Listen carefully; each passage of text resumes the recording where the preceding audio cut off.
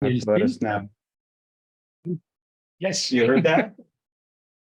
I do. Okay, if not, we'll turn it up to 11. Yes. And actually, we can adjust the volume. Minus plus for the volume. Yes, yeah, Bob, that was a good Spinal Tap reference. yes. Turning up to 11. You got it. Okay, so Eric, let me know when are we ready? Yes, we're ready. Okay, it's just 2:00, so I'd like to call this regular meeting of the Kirkwood Meadows Public Utility District to order. And let me ask Peter to do the roll call. Sure. Epstein, Present. Schroeder, Present. Eric. Okay, John. Minotauranda, I'm here. Perot, and Dornberg here. Got a full board. Okay, good. Eric, any announcements? I'd just like to thank everybody for coming to the regularly scheduled meeting, and please use the raise your hand function if you'd like to speak. Okay, good. So the next one is, everyone has any corrections to the agenda or to the consent calendar? Okay, I have one question, Eric, on 9K. I'm wondering whether we should defer that till next month, since we didn't really pull that together unless you have material ready. No, I mean, I thought that you were just going to be gathering information, taking it to personal and bringing it back to the board in July. Yeah, okay. I will leave it there for the time being then. Okay, so not having any corrections.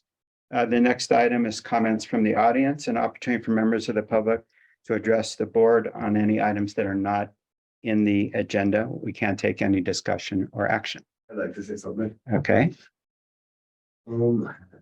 and we're going to do a sound check just to make sure people can hear you. So, Okay. Can anybody hear me? I'm getting head nods. yeah, it's good. Thank you. Okay, before I start, I'd like to portray to the board that I believe due to multiple subjects with many intricacies being discussed here today, we're in an exceptional circumstance. And I would kindly ask the board to please allow more time to be allocated to public comments so that we may better inform the board of our thoughts and opinions. I love Kirkwood. I love everything about this mountain, from the endless opportunities to our outdoor activities, to the extreme weather and the small community. I even love the politics and the gossip, because we need that balance for a healthy community. My name is Jay Dwyer. My wife Ann Fleur and I are full-time year-round residents, parents of 2 young girls, homeowners, and business owners in the valley. I want to express my concerns to the board for multiple recent proposals to increase taxes and fees in the valley and where that money is proposed to be going. With these increases, the board needs to realize that they are devaluing our investments. By raising the cost of living, you are making Kirkwood a less attractive place to put your money. Kirkwood Meadows Public Utility District has proposed an increase of 31% for snow removal next season, for a total increase of 61% in snow removal rates over the last 3 years. The board also plans an increase in taxes for the entire valley of $1.9 million a year for a fire department that only gets 140 calls on average per year, and most of these are false alarms. And that this tax can be increased by up to 6% every year by the board, up to $6 million. Now, I believe there are 2 ways you can deal with money. You can manage it or you can maneuver it. I worry that what I'm seeing here is money being maneuvered more than managed. People who manage their money tend to have it because they don't spend it. And when they do it wisely. I'm very conservative minded when it comes to spending money and accruing debt. I don't feel that the district asks for more taxes and fees are fair, nor needed. I believe that a level of service sufficient for the function of the valley can be accomplished with what we already have. I would start with a change in management and see how that works. Kirkwood is Kirkwood because the money in this valley is here because of excess. If the country continues to suffer from a weakened economy, which all signs are pointing to as being the case, this could have a devastating effect on the cash flow into the valley. We need to be mindful of increases in the cost of living Because all it'll take is a slip of the economy, and all of a sudden, the money will stop driving up the hill. Please don't break Kirkwood by making it too costly to live and invest in this valley. Thank you for your time. Are there any other comments or anything? Peter Catalano has his hand raised. Okay, Can you hear me? yes, we can. Oh, great. When can we speak about the last meeting and the Measure E? That will be a topic in item 9G. Okay, I'll resume then. Okay, yeah, and we plan to start that as close to 3:30 as we can.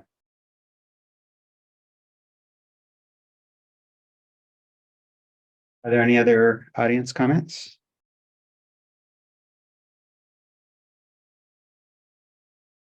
No, okay. We received 5 written comments that are in the packet. 4 of them related to fire services from Ed Caldwell, Dolan Becker, Ellen Payne, and Gary Derrick. Some of which were expressed in the May 23rd meeting, and then a comment about propane enclosures from Lance Lewis. Chair, do I need to speak to that item now or when it comes up on the agenda?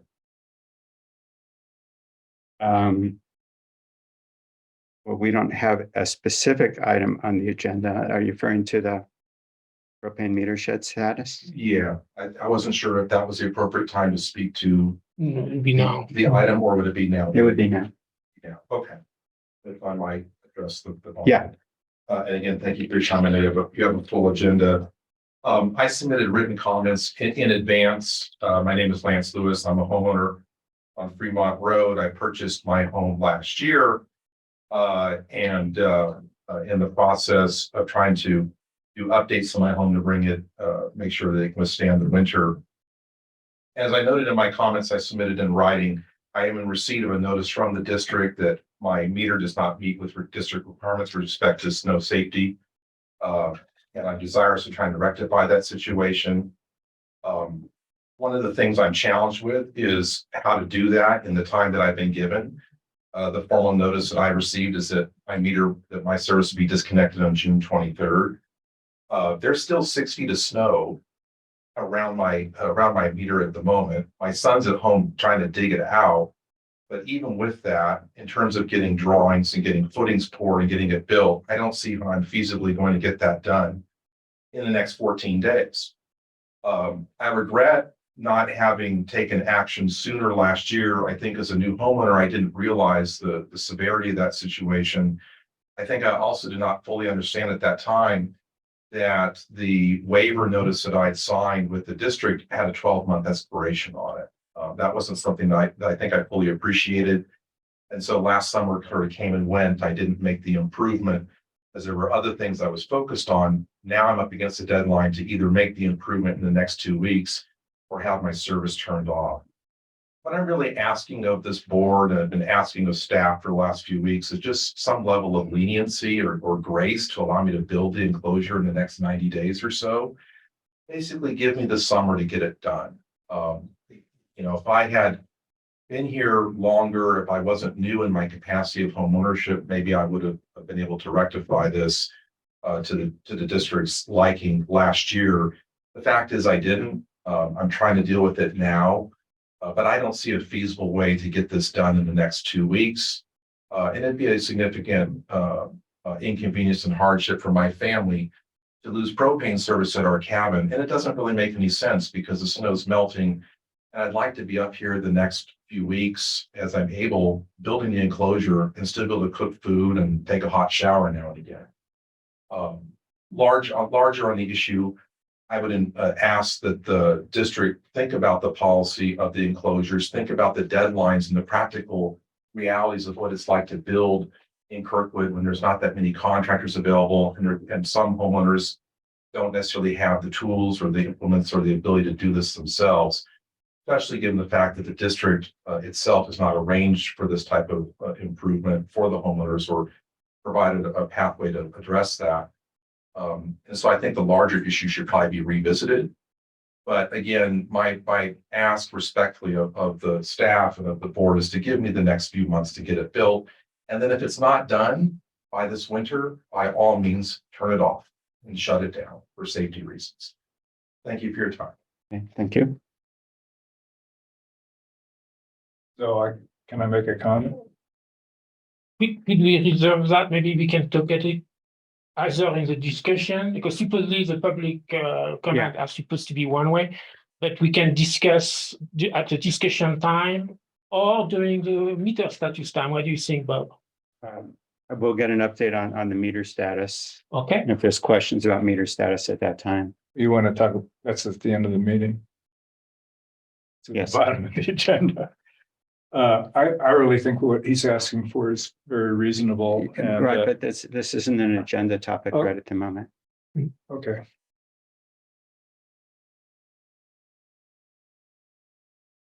All right, So we'll come to it. okay. Okay. You're gonna be here for a while. Oh, I don't mind. Okay, Okay, so the next item, I'm sorry, that's the procedure. Is the adoption of the consent calendar. Is there a motion to approve the May 1st special meeting minutes, reauthorize 361 teleconference and approve consent for claims? yeah, Dornbrook so moved. Okay, is there a second? Second. Okay, a second from Doug. Is there any discussion? Okay, roll call, please. Epstein, Aye. Schroeder, Aye. Minutaranda. Aye. Burrow, I Dornbrook, aye, it's unanimous. Okay, then we'll move on to item 9A. Budget assumptions. And before we get to, I just want to comment, there is a lot on the agenda today. We are going to do everything we can to, we either switch the meeting topic to 9G at 3:30, or hopefully be there on time. And if we're a little bit ahead of schedule, do a couple of the other items which are short after it. But that we'll do our best job to manage the meeting to that level. The other thing I want to mention before we get started is we have, as we all know, we struggled through the last two meetings with AV problems, which worked perfectly until a few minutes after 2 when they chose to stop working both meetings. So I really want to acknowledge the work that Chris did to replace all of the equipment, test it all. We did a prior meeting yesterday, and thumbs up, everybody. All right. So thank you very much, Chris and staff for making that happen. All right. So now move on to 9A, the budget assumptions. And Eric, I'll turn it over to our general manager. Sure. So this is just things that have changed since the last time we talked about it, which included some direction from the board and some other things that have come up. So one thing that was changed based on what we're seeing is a projected decrease in propane EDUs of 0.25% per year. That's what we're seeing right now. So that was changed. You hear me okay, Bertrand? almost. Almost. Yeah. So Yes. EDUs, Better. okay, Yeah. EDUs projected to decrease by 25%. There's new state legislation I was made aware of requiring us to have a cross-connection control program. So underwater, so we're gonna have to create that as well. That's been added to the capital budget. You just explain what that means. Cross-connection control, basically, if you know what basically water can't flow backwards from a customer back into our system because it creates health and safety issues. And commercial, industrial required to have something called a backflow preventer, whether it's a double check detector assembly or reduced pressure principle assembly, both are accepted by the state. And so although we've required annual certification of backflow prevention as part of our program, we have to have a formal program that's very complex. Luckily, we're under 1,000 connections of water connections, so we don't have to have an on-staff cross-connection certified specialist, although we probably will by the end of the month, but we aren't required to, but it will be helpful to have one. Otherwise, we have to hire someone. Thanks for the explanation. Okay, yeah, we're trying. Question, I'm sorry, I'm going to one step back. So the EDU are projected to decrease by 0.25% per year. What's the reason for that? Because that's what we've been seeing over the last 5 years. They've been decreasing. So EDU is estimated dwelling unit. Yeah, equivalent dwelling unit. Yeah, equivalent. And how does that impact the EDU, the propane rate? I'm So confused. less EDUs means more base rate charge. So as people come off of the propane system, it means Okay. higher rates for those So level. now I got you. So it's not yeah. So now I got it. So it's the So people number converting, of connections basically yeah, are going. it's not number of connections, but people converting to electric appliances, some people disconnecting from the system.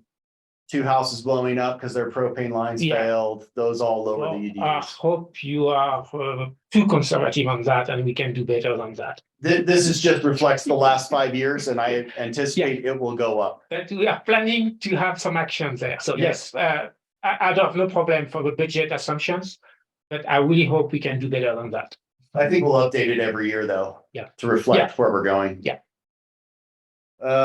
And then the snow removal numbers were put in, and based on the direction, we'll get to this later on, but we are looking at or proposing to defer the interfund loan another 10 years. I'm sorry, I'm one step behind. You just switch so quick. So the next thing on the water thing, we have 9% increase for the meter charge. So my question is, why is it so high compared to the CPI?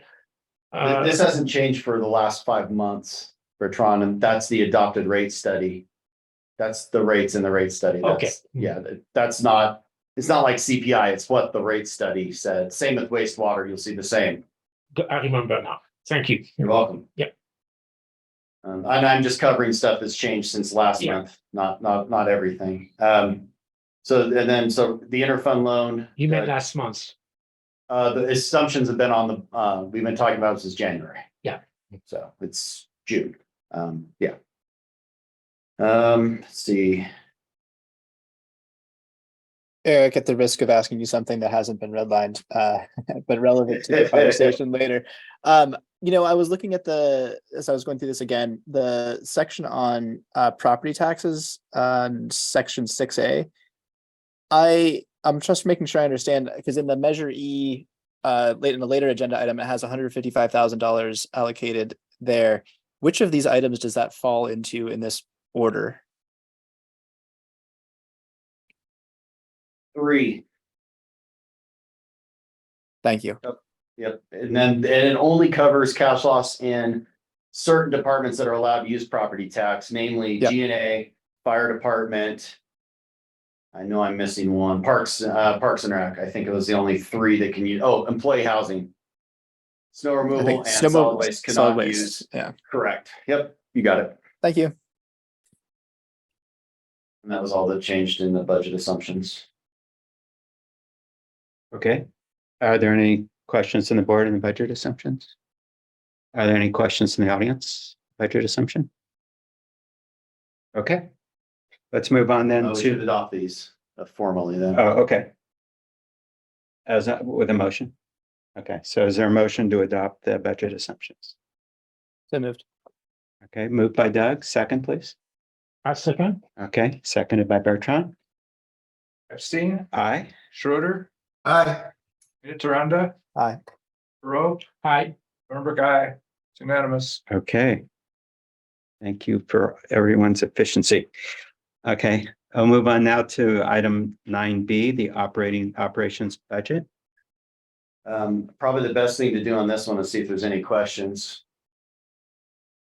I do have questions and comments. So the first one I would have is the general formatting issue. So the budget here is showing up 2023. I'm assuming this is ending 2023. Fiscal year ending, yeah. Fiscal year, and so on. But it's not the same for every single thing. If you go to snow removal, we have a totally different thing. It's actually show 2022. So that'll be starting instead of ending. And It should have been updated at the header. Just yeah, missed and it. I think the year in this case are off by 1. Yeah. Yeah. And so it actually makes things confusing because, especially for snow removal, where we had fluctuation on the budget year after over year. So And it does create confusion, so I think it'd be important to correct that. So I'm going to stop that on the formatting issue.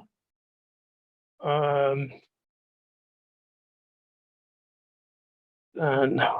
Maybe we'll just go through in order, and then as you get them, if you have anything. yeah, Does are anyone you have going to anything go on through G&A? each page, or you just want me I to think go we can in? go through, I mean, do any other board members have any other questions, or should we go through page by page? What's your preference? Let's just check page by page and see if anybody Okay, has anybody on questions. G&A, any comments on G&A? Any comments on fire? Not Measure E? Yeah. So I'd like also to make a positive comment on. I find very useful that highlight at the bottom of each of this page, Oh, showing up the thing that was actually it really helps sometimes save timers to understand what's going on here. good. Thanks, So John, for that. DNA, I don't have any comment. Anything on fire? Fire, obviously, this is open in the air, so I didn't spend much time there. Anybody on Parks and Rec? Yeah, Park and Rec.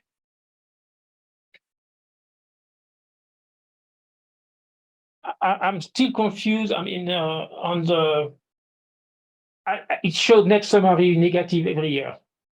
And Yeah. so that's basically going to be paid by the allocation. Yes, That's basically what's typically happen. always. So all the time spent, for example, on the park recreations is showing up as in this as negative, and it's going to be paid by the tax allocation. Yes, with one exception, the OGALS project will be paid by a grant. Yes. We will be reimbursed our labor and materials Yeah, through but the grant. Is it 20K that we need? That 20K that we need to put on the or 20%? I don't remember. 20%. 20%. Is that coming from this budget? That's in the capital, which is Yeah.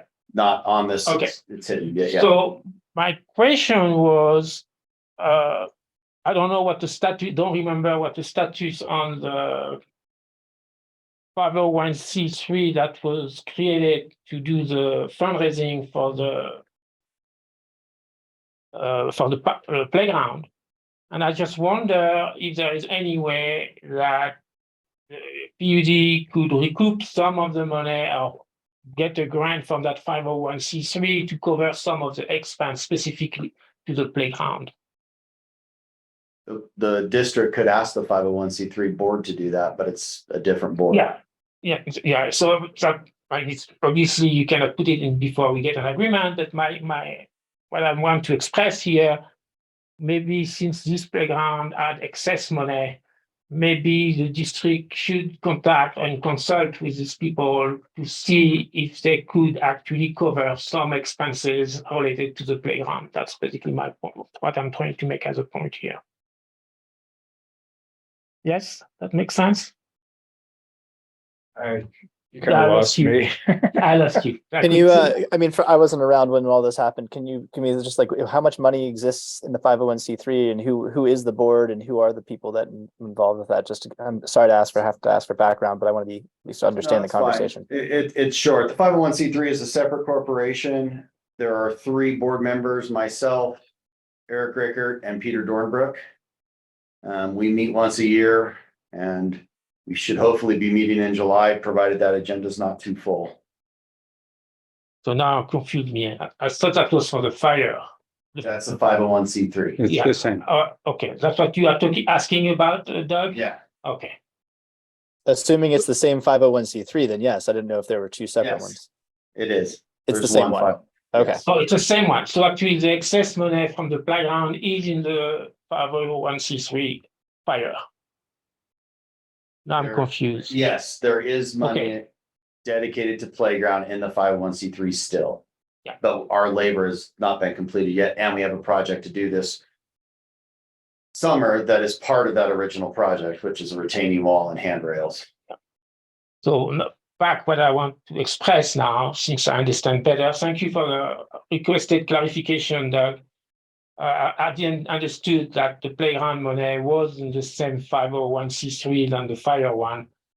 which makes sense for simplification of administrative purposes. I think the district should consult with the board of that 501c3 to entertain the fund earmarked for the playground that are still remaining in the 501c3 that could be used to cover specifically expense, not on park and recreation, but specifically on the playground. So I don't know how we structure that between your presidency and your presidents. We can inquire on the board, also as co-chair of the fundraising committee, those funds were allocated with a specific intention, not a general intention. So that would have to be factored in. Yeah. Okay. No, Let's so- move on. There were donations, right? But there were donations specifically for playground equipment. Let's keep going. The So electric fund? fund, Electricity, I don't have any comments, so. I would just point out the highlighted notes at the bottom explains a lot of things that are still pending and been discussed before, including the certain commodity surcharge and why the operating cash is falling below $1 million.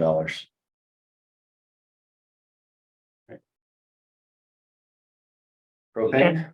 And that's not on our agenda today, correct? No, that's Yeah, correct. yeah, It'll be, I think we said July. I Yeah. thought. in July, yeah, yeah. we had enough today. Yeah. Okay, moving on to propane then. And yeah, I appreciate the fact that it does not factor in yet any project tank expansion. I have some concern on the capital expenditure from propane. I don't think this is showing up here, so we'll discuss that when we get to the capital expenditures. Yes, CapEx. Which one do you think are not included aside from the propane tank itself, the new tank? Okay, so snow removal. No, you're talking about propane. Or propane. So on propane, let me just move it there. So I see that we are budgeting 100K to do a rate study. That's what it is. I try to get the page. Not a rate study, a master plan. And I just wonder the value of spending so much money for something we are trying to cost, and we need to keep working on it and supply that. Bertrand, Yes. Sorry to interrupt, but you said that this didn't reflect what was in capital, but you're not telling me what is in capital that's not here. Is it you disagree with what's in capital or it's not reflected here? Because if it's reflected, then we can get to the argument about the capital and under capital, but you're saying the operating is wrong, and I'm just wondering. I didn't say it was not there. I just actually, I just You said all that the I have a capital was concern. Accounted for is what you said. So we'll defer till we talk about capital Capital, project. okay. Yes, I have a concern on the Okay, CapEx. so we'll Yeah. come back to that. Yeah, so we go back there. Okay. Okay, Yeah, no, I'm not saying water? it's disconnected. Yeah. okay. Questions on water? Which one now? We're on the water fund, page Yeah. 45.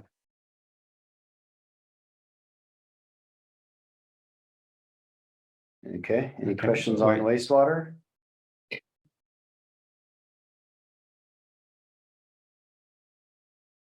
So water and wastewater, we did a rate study. That was in which year? 2020, 20, I think. Huh? I Yeah. think, So- yeah, we're almost, yeah. So that is integrated into, that's based on that, basically. Yes. Yeah. Any questions on employee housing? No. And we can skip over the cable fund. Well, we're actually gonna use some of that money. Can I ask a question Finally. though? Can I ask a Yeah, question go on that? ahead. Why is Yeah. the contract fees static over like $11,000 in revenue? Like, why isn't that change over time? And when will that change ever? I guess if it's not changing, when are we gonna continue to have a loss on that? Honestly, I don't know. I'd be happy to share the contract with you, Doug, that we got from Volcano 20 years ago, but I think it probably, much like the square foot assessment, no one ever put a clause to escalate it in there. But if you really want to read that, I'd be happy to get it to you. Well, I just don't want us to be accruing expenses that increase over time that don't match our contracted revenues, I guess. That's my concern. I mean, Yeah, I agree with that too, yeah. Okay, snow removal, everybody's favorite.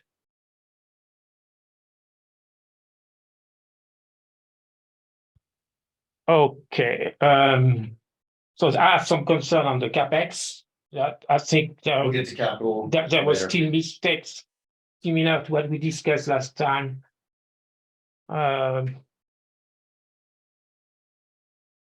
So one comment I would make for clarification for people here, if people want to try to see increases in cost, it is not as simple than just comparing the number here because they are not exactly the same thing.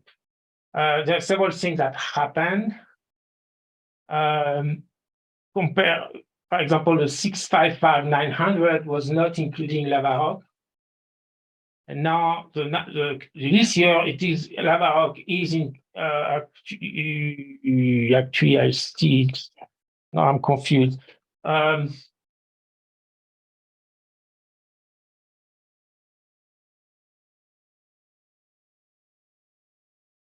I assume- What confused me is I thought Lavarock snow removal was separated from the CSB. So it's one item for both.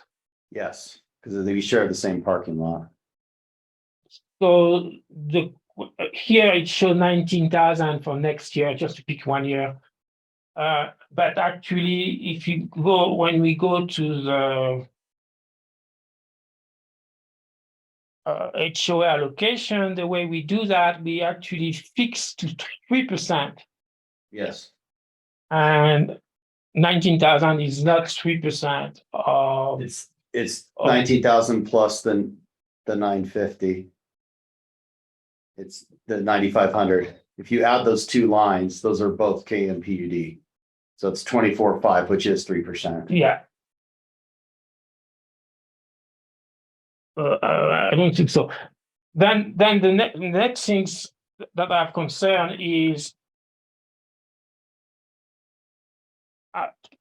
so I'm not sure why, if the service is provided by the snow removal department, why don't we just consider Lavarock as an HOA and they pay like a percentage? Why do we fix it? It's about 2%. Why do we keep it at 3%? And associated to that, I am concerned that the use of equipment by the PUD to work on whatever, and I'm Powerhouse. the powerhouse. I've seen three items actually. There was Loop Road 40. Can you tell me what that is? Is that the propane thing or Loop Road 40? 40 Loop Road is this address. Yeah. Is what? It's this address. It's the CSB This building is 40 Loop Road. and the Because in the GPS allocation, we have Lavarock, we have oh, that's the maintenance shop. Oh, right. we have the power plant, Wastewater plant, we have maintenance shop. There's the four. maintenance shop, which is a No, big our ma- item. Our maintenance shop, not theirs. Yeah, Yeah, ours. You pointed at theirs. Ours. yeah. I'm sorry, it's this way. Yeah. We don't plow Bale's maintenance yeah, shop, yeah. Peter, sorry. And then 40. So 40 is just this building, or is there some work done at the propane? Snow removal at the propane location? That gets gobbled up with the wastewater landmark. The propane and wastewater are one landmark. Because what I saw is, what I see here is actually equipment. I'm just going to make things simplify, but it's basically the capital project and interest expenses is basically mostly linked to equipment. So that's 238. And I would add that depreciation and amortization should be included as well. So that represents about a third of the budget of SNR, of snow removal. And so the use of equipment, in my opinion, should cover that. And so, and based on the time spent, so that's basically a third. So I think a third of the time spent by the PUD using the PUD equipment, snow removal, should actually be covering the. So in other words, they should technically, I would divide the time spent by 3, 1/3, and that would actually be a fairer payment of the PUD to the community to use the equipment for its own benefit. So now we are at 1% about. Actually, it was 1.1 last year, but it is now 1%. But actually, the numbers spent are significant. So I'm talking about, I think it's something like 8.3%. Have you moved on to 9D, the snow removal budget and allocations? Is that what you're, Say it again. the snow removal budget and allocations is item 9D. Is that what you're covering now? No, I'm talking about the problem. It's part of the number we have in this page are implying a 1% contribution for the use of the equipment. And my point is it should be more like 2.4%. And yes, it's my reasoning is based on item 9D, but we are talking about that now. So basically what I'm saying is I think CSB should, if it's provided by the PUD, staff and equipment, why do we make it different to any other HOA? That's my first question. Because now instead of using almost 2%, we are using 3% set. And so what's the rationale on that? So the rationale on that is that was a motion you made a few years ago. Clearly, you've I don't know if forgotten. I made that motion, but yes, I remember clearly we made that, but So it's still, Lava Rock is using 1.8%, that the total. yeah. The utilities do not use any snow removal staff, has been explained to you multiple times. So there is no staffing implication from there. And the board arbitrarily set it at 3% 3 years ago. Even though it should have been significantly less than that. 3 or 4. So just clarification, so Lava Rock snow removal is not done by the SR department, it's done by KMPUD staff. The Lava Rock is done by snow removal and other staff that aren't snow removal.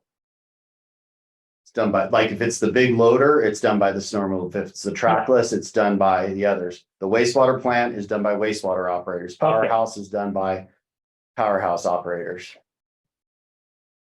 Okay, I just think we are not reflecting the true value to the district to be able to use this equipment with the 1% at this stage. And I just wanted to revise these two things. And by my calculation, it should be, I think it was something like 24.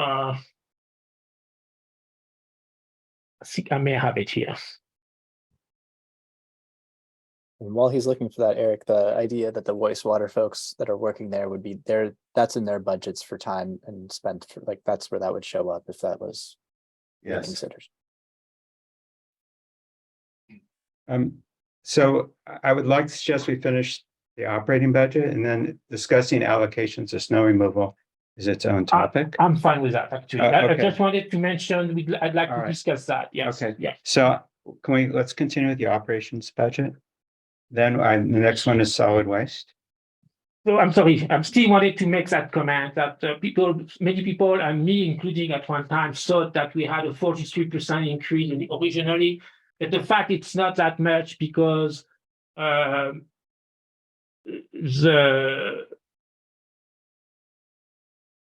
We made the loans longer. Yeah. And we deferred two loans that were due. That's what reduced the So, cost. exactly. And there is some driveway that been moved as well. Driveway used to be out and now they are in. So basically, actually, I computed that the proposed increase for this year is only 31.6%. Not 43% or 36%. Yeah. Okay, let's move on. One thing I would Yeah. comment is on salaries and wages. I did go through and check our rates, and that was one of the questions, should we be paying a premium? I looked at our wages and staffing levels, and basically they are simply adjusted for CPI, because I think we're right sized, and with the rate increases or with the salary increases we did last year, I think we're ahead of the game. So this really just reflects CPI for salaries and wages with the same staffing levels. Okay. Or same projected staffing levels. What the actuals are is a different animal, of course. Okay, solid waste. Solid waste. So is there be an opportunity for public comment on snow removal? There will be after the board comments. Solid waste, then any questions on that?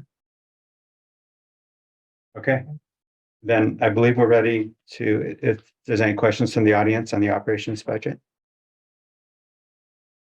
Just where I can make a comment on snow removal. If it's on the operations budget, if it's on the allocation, I would wait till 9D. I'll wait till 90. Okay. I appreciate your checking. All right, then we'll move on to the capital budget. You should approve the operation budget Good point. as well as the capital. Okay, is there a motion to approve the operations budget? Ed Dornberg, so moved. Okay. And John, is there any comment from finance you want to add?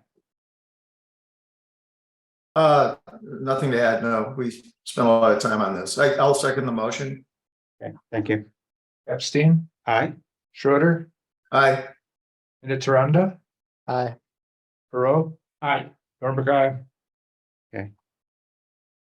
And I do appreciate the amount of energy that's gone into the numbers since the last board meeting, so it's a lot of work.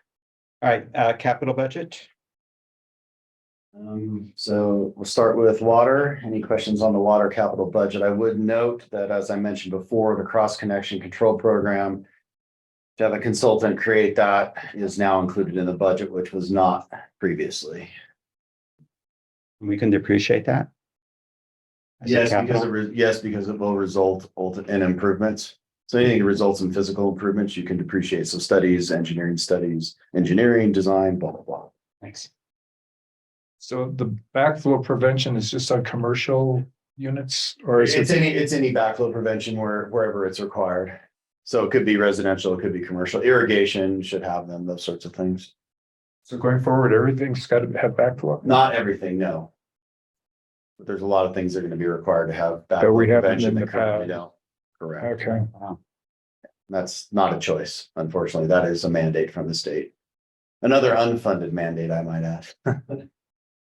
so physically, you have to go in and put a, Backflow prevention device, yeah. On every irrigation or disconnected Every irrigation meter or disconnect? or disconnect, yes. All right, sign me up. You put me over the top. so we're still allowed, because for a while we weren't allowing people to go off the irrigation meters, but now we are. Is that what you're saying? I don't know. Say that again, Peter. I thought for a while that there was a deadline when you to go off irrigation meters, and after that you weren't allowed to. Oh, we have a turn on, turn off dates. Is that what you mean? No, I mean, Oh, just having the meter. Are you, because Yeah, there was. what he's talking, Yeah. wasn't there? Yeah, there was a Okay, I just 2-year, want clarification. oh, right. yeah, For new, right, to go on or go off with the rate study happened. That expired in 22, I think. Yeah. Okay, yeah, The deadline. so if a customer decides that they don't want to pay that extra money, they just disconnect. They can Okay, disconnect, yeah. right, That's- okay, The board yeah. did give the option to disconnect the yeah. irrigation. That is correct. all right. So I have a question on fire hydrant replacement. So 8,000 is covering how many fire hydrant? One One. to two, depending on. So what we are have to do. budgeting one fire hydrant replacement a year. And Actually, I've seen several with a tag saying not in service or something like that. So I'm wondering if after this big year, this is a realistic assessment of the need here.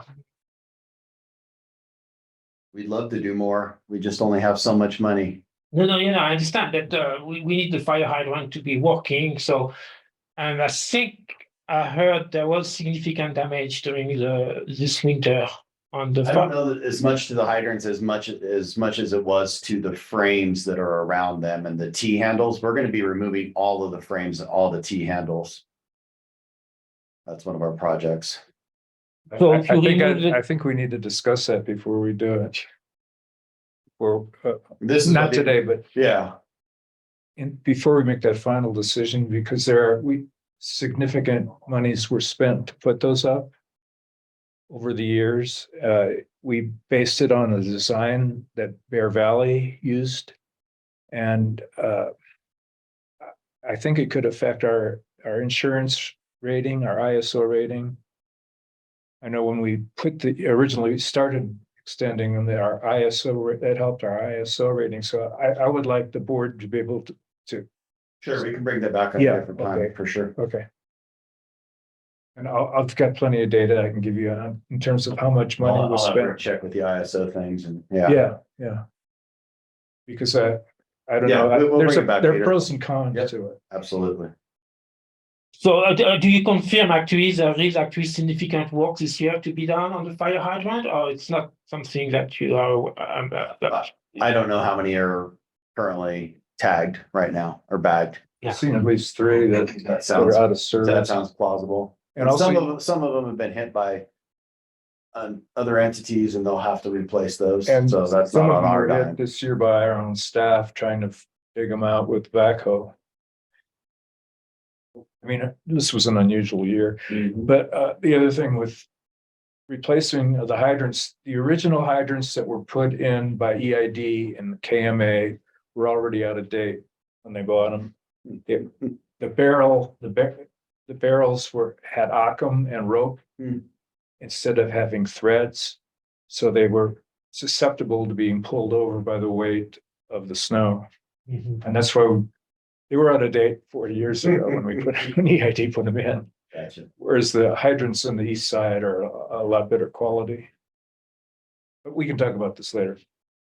So anyway, my concern is that this year we are going to be significantly over this 8,000 budget, and I wonder if that should be adjusted. I would be concerned about where we're going to land with overall budget if we do any more than we currently have on here. We're barely scraping by, so you'd have to delete something. Mhm. I think this is the starting point and the capital items get approved as they come up. So we'll have chances to Okay, adjust if we learn something that's significant, but Yeah, wouldn't if we wanna decide try- We have to replace 10 hydrants all of a sudden, that'd be a budget bust. It'd be back before the board anyway. yeah, That- so I wouldn't try to no, fine tune it too much today. okay. I mean, See what they look like in a month from now. Yeah, that's the other problem. Yeah, Very true. maybe they're not even there. as a general question, as the way also is, should fire hydrant actually be part of fire budget rather than No, they're water? part of water budget for any water company in the state of California. That's the way it is. It's Yeah, their system. The Okay. fire department does That- not own them. that's fine. I'm asking. Yeah. Because we use the hydrants for testing purposes. Isn't that correct? Not the fire department. The only people that need to know what the hydrants do are insurance companies and developers. But I thought We do tests, but those are for people that need to know what that information is. It's for So designs. I like thought we did it on like a design. monthly basis. Some of them. There's certain areas where We flush on a monthly basis. Yeah, We don't okay. test hydrants on a monthly basis. Okay. Let's get back to if there's any other questions on the capital budget. Okay. And there aren't any real changes since the last time this was Just the presented. one I mentioned. Just the which one is you cross connection, wastewater. What's the other? There is one change in wastewater, which is the sanitary sewer management plan. Quinannual update, so we had to add that in. Significantly more expensive than I thought it was going to be, but that's the quote we have from our consultant, so we have to do that update as well. Which line item? I'm sorry. can you- SSMP update under the replacement component, 5 lines down. Oh, okay, thank you. I don't know what page I'm on because I can't see it. It's 64 maybe. Well, it says it's page 53 in the PDF. Okay. Yeah, the centrifuge replacement. That's all part of the wastewater treatment plant project. Right. Yeah. It's Yeah, critical. all that is part of the refurbishing. All the really big, the 3.4 million into over 2 years are both that project. Yeah. Then after it's just Correct. typical. Then it's back maintenance. to kind of normal stuff. Yes. For the first 2 years, basically, this is the remodel. Yes, that is correct. Yes. And I would note that the membranes are in there as well, which is a huge item, $250,000. Where Those is are, it? they're supposed to Membrane arrive in replacement. August. Page Yeah, but- 54, halfway down. They're supposed to arrive in August, so we had them budgeted last year. They didn't arrive, so we put them in this year. Or we will. And how much are the membrane? I just can't find it here. 250,000. 250. Yeah. Okay, employee housing, I have a comment. I see 8,000 to replace this weird hot water heater that we have. That's so expensive. Two things. The first one is there are nowadays water heater heat pump. And not only they cost typically 2 to 3 or even 4,000 for the biggest, but I would assume that with 2,000 or 3,000 we should be able to manage that. And also there is actually I don't know that work because it's the Inflation Reduction Act has rebate, and I believe they are at point of sale, not tax credit.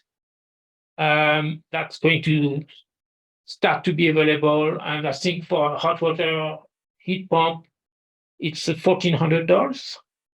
So I would like to encourage district to look into this area to see if we could switch from whatever crazy system we have now to this new technology, cheaper and possibly with rebates. We'll look into it. Yeah.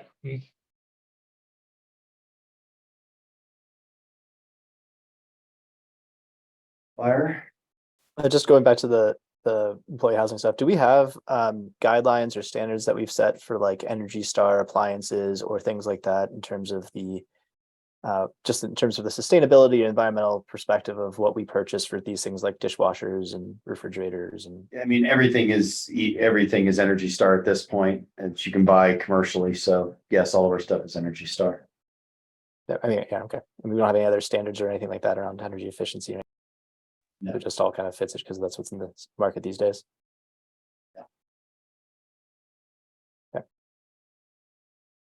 Okay. Fire department? So I think for clarity, I mentioned that last time, and I think it'd be nice to have it here. When you show 400K for the Type 1 fire truck, it's actually half of the fire truck. So that would be clearer. I mean, now I know, but before I didn't know. So it's 400K to represent a half of one fire truck, not a full fire truck. And that's why I thought we were getting 2, but actually it's 2 halves. Right. Yeah. So I think that'd be I know that you typically, when you share expense between service, you do that. You say share with propane, share with electric. So we can figure out that. But here within the same, it can be confusing. Electric? That's it.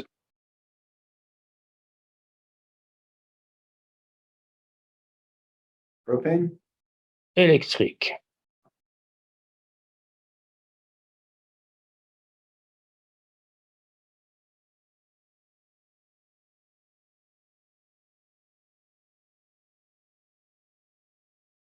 There are questions on either propane or electric from anybody? So the only question I would have is, I've still not seen the engineer report on our system, so I don't know if there is recommendations for improvement, replacement, or whatever for maybe potentially to help us reduce our losses? And if that's the case, are they included into these numbers or not? No, we don't have those yet. We've not seen the master plan, the capital portion of the master plan yet. We should have had this in February. Unfortunately, we still don't have it. Brandy, did you ever get an update from your 2 calls to Dave Brightly? No, I did not hear back. Okay. So it'll be in next year's Next year. capital. So Just, are we like almost a year behind schedule on that at this point? Because I feel like Supposed to it's have it supposed to in be like February. last We're summer. supposed to have and it in then- February. It's June, so 4 months behind. Okay. I thought it was in the fall last year, but It isn't from lack of asking. yeah. fair. Problem when you have an expert that testifies at court cases that go for a month, things happen. He does know our system the best, so, How about, he's doing an electric study too, isn't he? but that's what we're talking about. That's what we're talking about. Oh, not. It's the propane. EV and the master plan. No, electric, not propane. Okay. Propane, I haven't been able to find a consultant yet that actually can give me a proposal. Oh, okay. Moving on to propane. No, so my main comment would be that I don't see the value of spending 100K on a master plan for something we are trying to cost down. We need to maintain it and get our tank regularly full and everything, but there are a lot of alternatives coming up. The IRA, Inflation Reduction Act, is going to be a huge incentive for people to actually upgrade the system. We have 5 major customers that we should talk with to see what they can do to convert or reduce. So I'd like to see, before we start, I'm assuming this is because you hire a consultant here. Yeah. Before we do that, I'd like first that maybe at planning, Doug, that we are starting to hash out what are the options and have a discussion with the main consumer,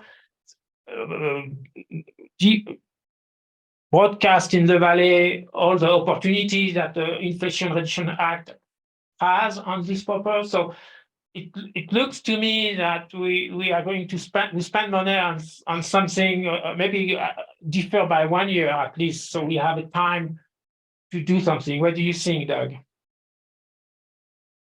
In terms of it planning, discussing this, or sorry. So, are you in Or you support just- of spending 100K this year before we actually hash out what are our options to try to reduce propane consumption to the point that we don't need to expand? That's the first goal. And it seems to me that there is some work to be done before we hire someone to do a rate study, a master plan. I'm sorry.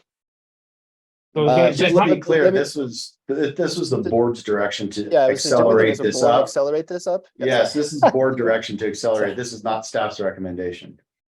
Yeah, I thought we had accelerated this up almost for those purposes, to understand, what we can do in light of some of the challenge we saw. I mean, I generally, I think, agree with what your sentiment is that I want to see us spend as little as possible on propane because, and that I don't personally want to see us have to build another tank. I'd love to see us have a program in place. I've said before, like pricing or contracts to help us get out of peak situations.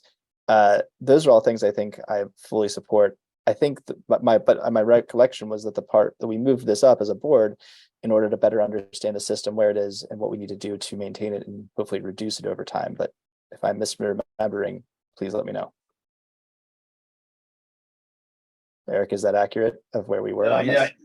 Yeah, I mean, the intent was to incorporate, so take the study we already had done about can anyone convert and what would it cost, which we've already had that study done. And it was, on the order of, I don't know, do you remember, Bob, $5 million? Is this that graduate student thing that we Yes. did a Yeah. study from a couple of years ago? So Yeah. basically build off of that, see where the opportunities for reduction are, as well as what needs to be done to the system wide, because it's a very old system as well.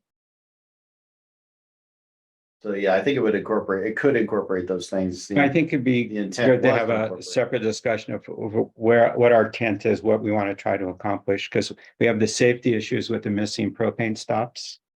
That's a Mhm. different item and addressed. Oh, that's addressed differently? Okay. Yes, that's a separate. I'd item. like to suggest that at some point during the summer that we'll discuss what our objectives are and try to fine tune that. Yeah. Especially since we have a better supply now, more reliable supply of, that was part of the issue is that we were afraid of running out with the existing. so tanks, and that's not such an issue anymore.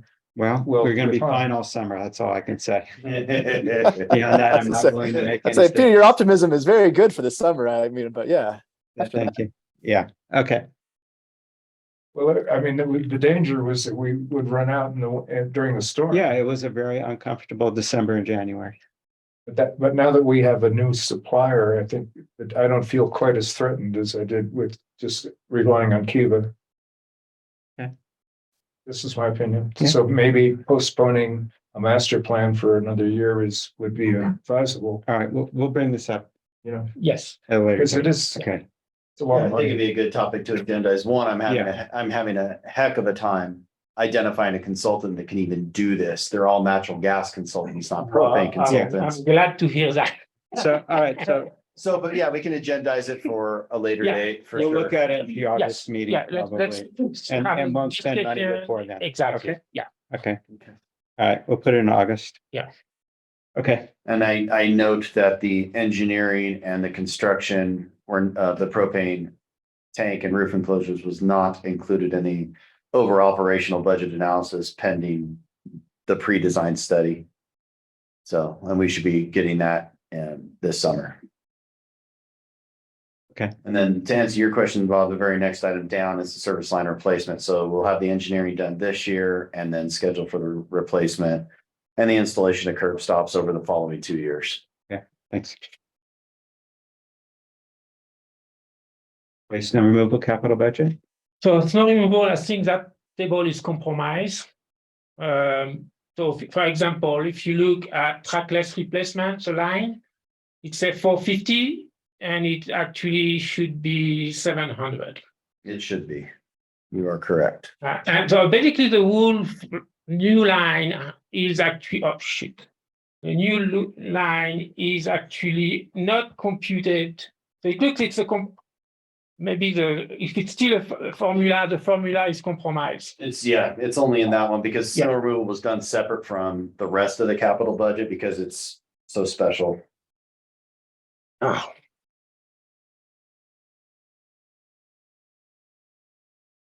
Get that updated.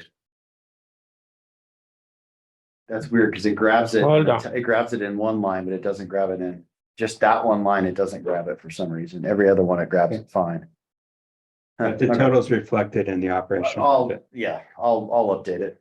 I'll get it updated. Yeah, because it's Yeah. the operational budget is pulling the bottom line, which is So something. basically it's compromised and at the bottom it's even five-year worse. total, yeah, the 5-year total, which is used nowhere, has an error in the formula.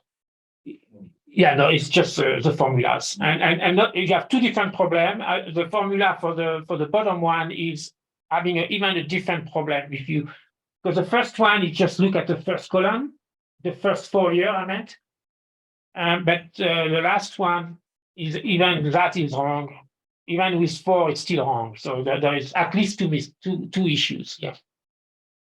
Okay, Eric, well, you'll correct that. Yeah. There's not 2 issues on that one, on the 5th line. Yeah. It's 290 is correct. Did the math in my head, it's fine. The 990 is not. The 290, you said Where do you the, see 290? you said the sum of the last row is wrong, The last row. 5th year. It's correct at No, 290. it's. Which is what feeds into the operational budget, so that's good, yeah, the 5-year total, No, again, vertical that works. It's horizontal that doesn't work. only in the 5-year total, totally agree with you. It's not used for anything, but you're right, there's an error in the Yeah, formula. but it's also wrong in the 5-year total. No, that's the only place it's wrong is the 5-year total. No, it has two different problems. Okay. Where's the other problem? So as I said, all the items, basically you only have 4 years instead of 5 years. Probably your sum is on just 4 So the years. 5-year total column is wrong. Yes. Yes, But it's that you have a different problem on the total of the total. That's still the 5-year column. It is a 5-year column, but it's a different problem. I'm telling you, so you have two, if you fix the first one, you won't fix the second one. So there is two issues. Gotcha. Yeah. So the 5-year column is wrong. Yeah. Agreed. Okay. Yeah. We have agreement. We're going to move on. Okay. Okay. I think Jay wanted to say something about snow removal capital. He's been waiting patiently. Mhm. Please go ahead. In regards to the proposed rate increase of 31% for the next snow removal season, which would total up to a total increase of 61% for snow removal costs over the last 3 years. It's my experience that this kind of rate increase is never sustainable by a ratepayer, and it is irresponsible for the board to levy this kind of drastic rate increase on our community. I don't believe that the deficiencies in snow removal this past winter were caused by heavy snowfall. I believe they were caused by poor management.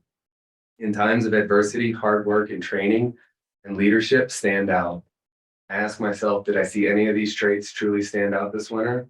The answer I keep coming to is no. And when people try to justify a lack of service on weather, let me remind you, Kirkwood is here because of its weather. We have some of the harshest weather in the country. We're supposed to be ready for whatever Mother Nature throws at us. Please stop blaming the weather. That wasn't the problem. It was leadership. I believe the solution to most of our problems lies in having a good support staff. I often say if you treat your employees excellent, then you will have excellent employees. I would hope that KMPUD would adopt this principle, and if you do, I promise you snow removal in the valley will improve. Thank you. Thanks. The one thing I would like to add on this concern of weather, we had 703 inches last season, which is a big number.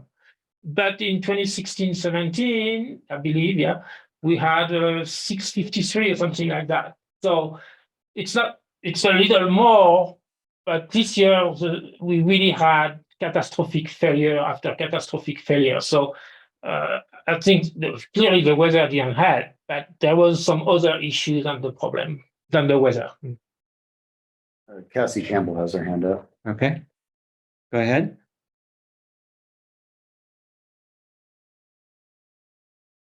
Ah, wrong one. Ah, darn it. She moved. Hold on, Cassie. There we go. Hi, thank you. My name is Casey Campbell. I am a homeowner on Yarrow and a KMA board member. KMA paid over $237,000 for snow removal this season. KMA is your largest customer for snow removal. The proposed increase is too high technically for KMA. With snow removal as 75% of our budget, we cannot pass on an increase this high onto our homeowners. Additionally, this proposal is not addressing any of the deficiencies in snow removal. KMPUD needs to come up with a reasonable proposal while addressing the recurring mechanical and personnel issues resulting in poor service. That's all. Thank you. Thank you. Any other? See the others on capital. So on snow removal, here and not on the capex, but on the budget. So I noticed there was indeed improvement by extending the duration on the loan, delaying the payback for the electric funds. And as I said, so now the increase is only between quote 31.6%, which is much better than it used to be. It's still a very big increase on the 1 year. And knowing that by law, I mean, I guess it's a law. I'm thinking about the David Sterling Act. The HOA can only increase by 20% yearly their home dues, their homeowner dues. So Without a vote, they could Yeah, go out to vote and they could get yeah, it more than that. exactly, yeah. So, but still, it should have been better planned. That's basically my point here, and I think we need to do better to make sure we spread that's why we do 5-year budgeting, actually, to not only give us clarity, but to give us clarity to the HOA so they can plan. Well, I mean, I guess I'm thinking about this partly in the light of some of our electric challenges with day-ahead markets. It's like we're recovering this cost a year after it occurs from, in this case, all the same customers, and it's like the rates will go up. Are they going to go back down if we have a smaller year next year, or is it going to be fluctuating in that? I mean, we're trying to even it out in some ways over the interfund loans and stuff, but like, how flat do we want to make our rates? Like how, it's all a question of like, risk hedge versus actual cost of service for a particular year, and are we at the right point? And we just heard a comment from someone that this rate increase is too much, and we've heard that. So maybe I guess I'm just trying to say, like, state the obvious. Maybe in some ways, it's like, how do we find the right balance between actually recovering the costs in the year that these things happen versus the timeframes in which we need to be able to recover and spread these over the people who pay for it? I mean, are we at the right point with that? I guess, do we need to talk about that more in terms of our just general recovery of these costs for snow removal, if we expect more fluctuations and more years that are going to be up and down? I think what really hammered us, Doug, was having to accelerate the trackless purchases, which we had spaced out previously over every 3 years. And we're having to accelerate that just because the equipment's just hit the end of its useful life, exceeded its useful life. Right. And I remember your that's chart really from that's last the time. biggest driver, really. Right. Equipment failures. Sure. Absolutely. Yeah. And equipment replacement, and having no reserves and having run this thing in the red for so long. Many years ago, the district was sometime issuing credit after the small years, but we stopped that a long time ago. It's just better to plan and budget, and equipment need to be purchased for many years anyway. So I don't think we should be going the route of offering credit for small years, but we need to do a better job in planning and budgeting so we don't have drastic increase specific year. There's Larry Parker has his hand up. Okay.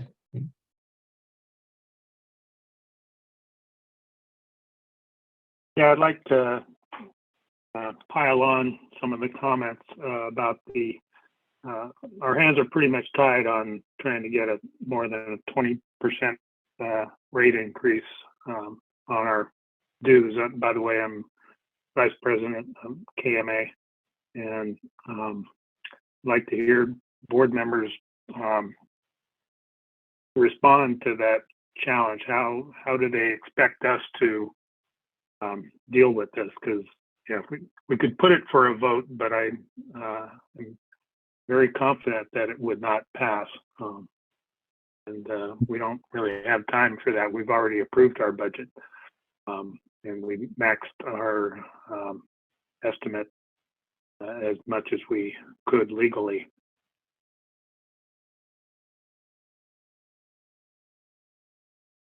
I mean, the question you're asking us to respond to how we expect you to pay for a 61 or whatever it was, a 30% increase of a more than 20% increase. Is that what you're asking?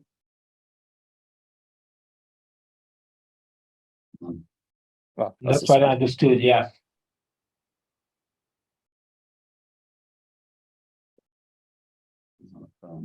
Yes, that's like I say, given the performance of this last season, there's certainly no appetite to pour more money after bad.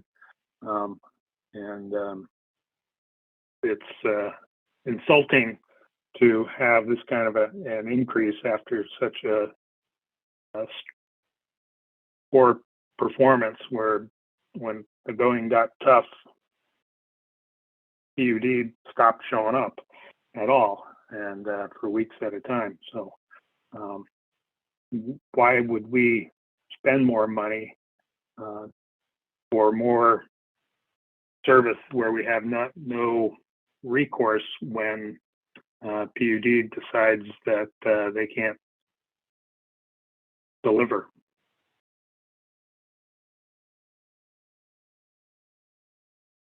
I take exception to that comment. Go ahead, Peter. I've lived here since 1977, and this was the most challenging winter that I've ever experienced. I averaged shoveling 3 hours a day, every day, just to get out to the street. You look around, you can see ropes hanging from treetop from 20 feet up in the air. Mother Nature was in charge this winter. We did the best we could. The equipment we had and the nature of the storms. I think I take it as an insult that your comments that we abandoned you.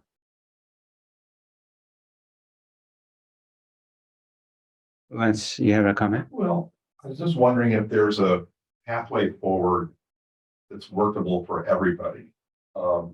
We know we're gonna have big snow years. We know we have to replace the equipment, it's aging. I think for the HOAs that are struggling with how to pass on the single year increase, maybe there could be a middle option, which is a way to have the increases the district needs, but work with the HOAs to finance that rate increase over a couple of years or 3 years so it can be passed on. Because the politics are challenging. Getting HOA homeowners to understand the economics of snow removal is difficult. Explaining it to them is very difficult. And in the context of saying, well, we need a large double-digit increase, putting it to a vote probably is going to be challenging at best to get it approved. And then your choices don't get snow removal when you're snowed in or something else.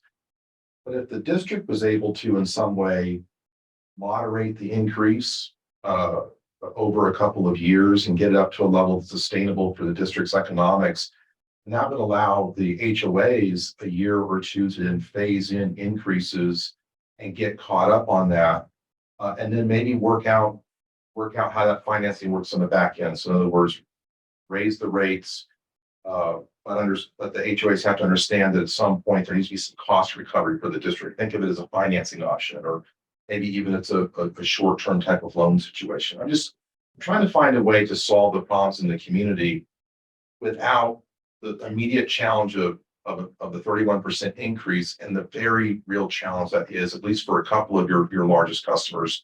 I think for West Meadows and East Meadows, where snow removal is such a significant part of the budget, that the 20% limitation is a challenge.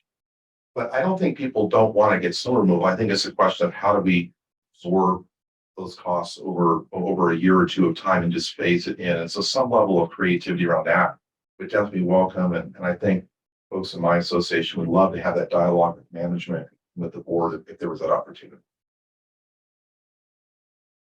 Got a few hands up online that have been waiting for a bit. Okay. Mr. Coleman, I'll get to you. You're on my radar. I got you. I'm just gonna. Okay, once again. all right. Cheryl Boyd. Yes. Can you hear me? Yes. As a, I've had a home there for decades, and I've seen some major snow. And one person mentioned, I think the 16-17, that was nearly like this. And I don't mean to be insulting, but gee, I think it's a slap in my face and a big insult to me to have this increase come along.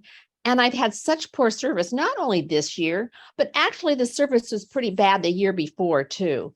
When I had 5 inches of snow, ice, because my driveway got plowed so seldomly that it was dangerous for us. You know, I've never seen anything like this past year, and I've been here with a lot of snow. I think that a lot of the problem here is a pure lack of communication along the way. If there were good communication and a better understanding of what had been happening over only the last 10 years, this would be easier to swallow. But right now, it just seems like this is a big insult to me as a homeowner and for our homeowners association. Thank you.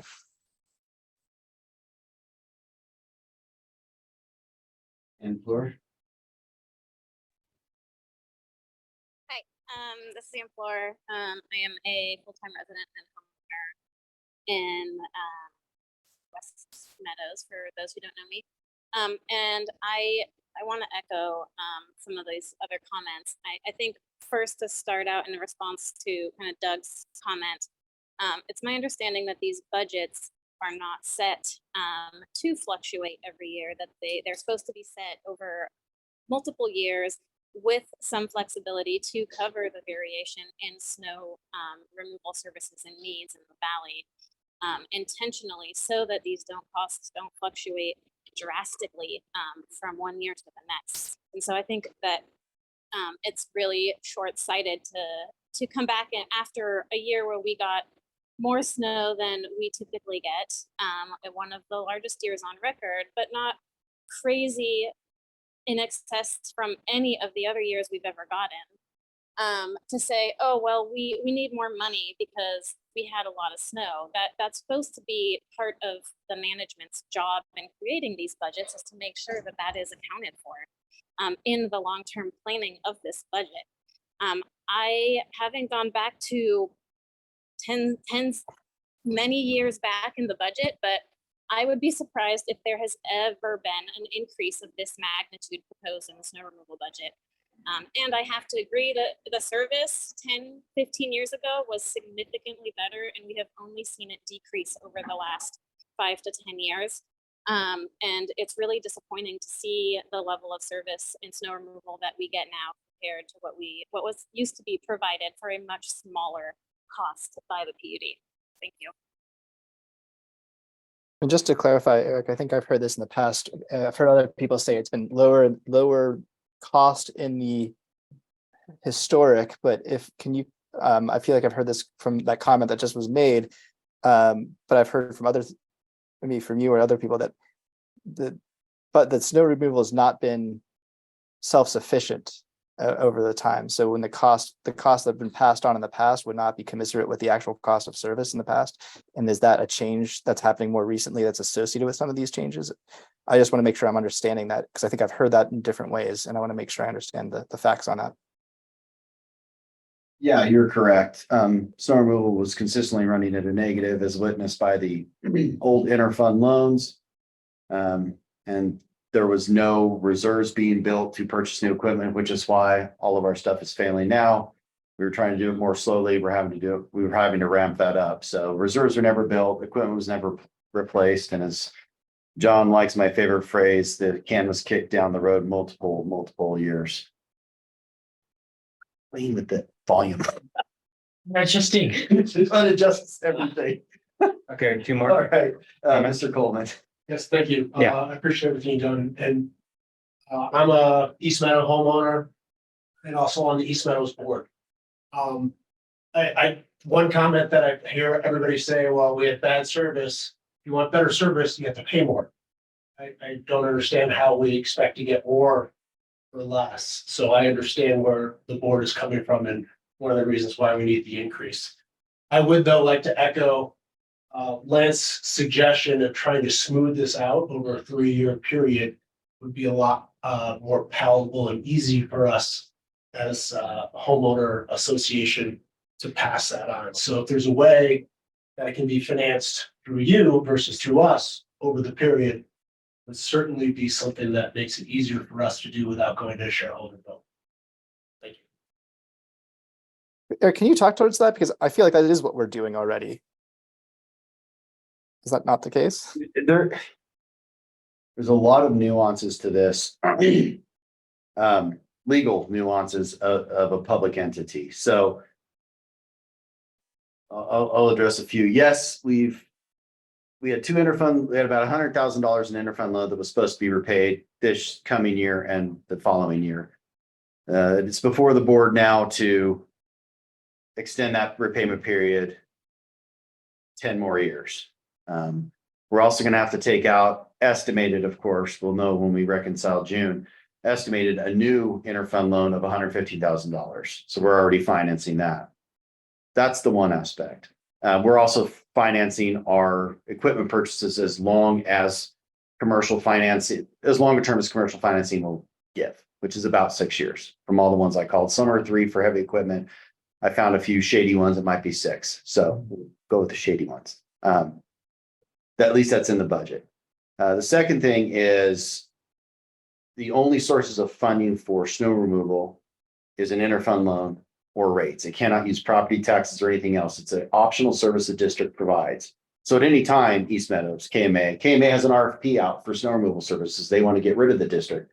And, I wish them a lot of success with that. So we don't have, they don't have to be our client. No one has to be our client. Everybody could opt out. And that would obviously reduce costs and change everything as well. But the interfund loan is the only source of money. So when we looked at electric, it was noted that electric operational funds are starting to deplete too. There is no more money on any of the money trees that the board historically has shooken. That's it. There's no real sources. And then the third thing I would say, there is a potential, there's a thing that may come into this called gift of public funds.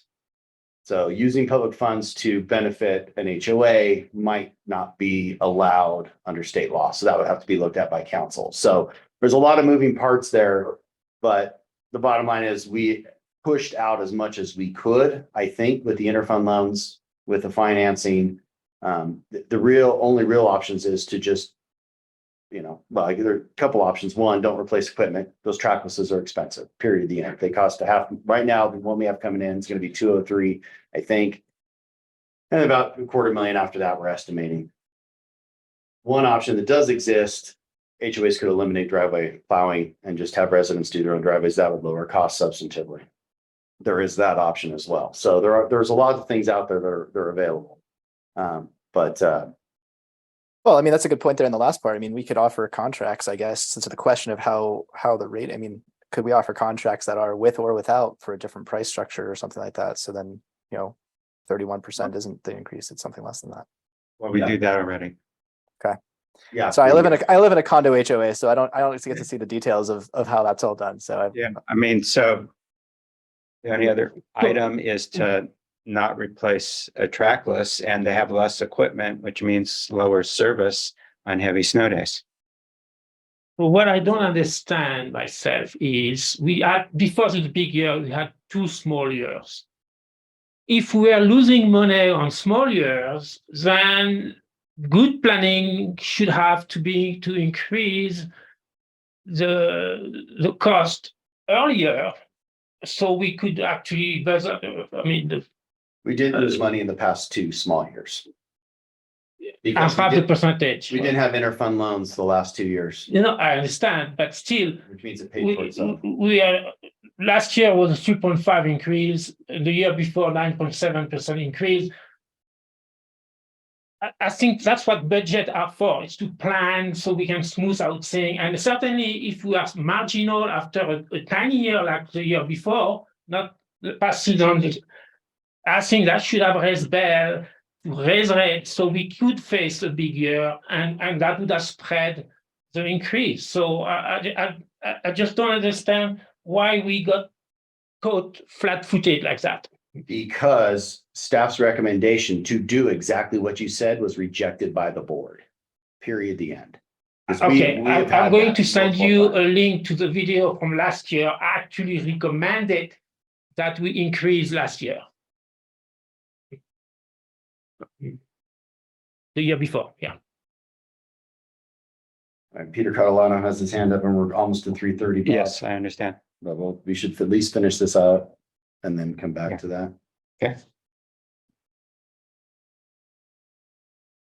Thank you, Eric. Can you take any responsibility from a management point of view with regard to snow removal?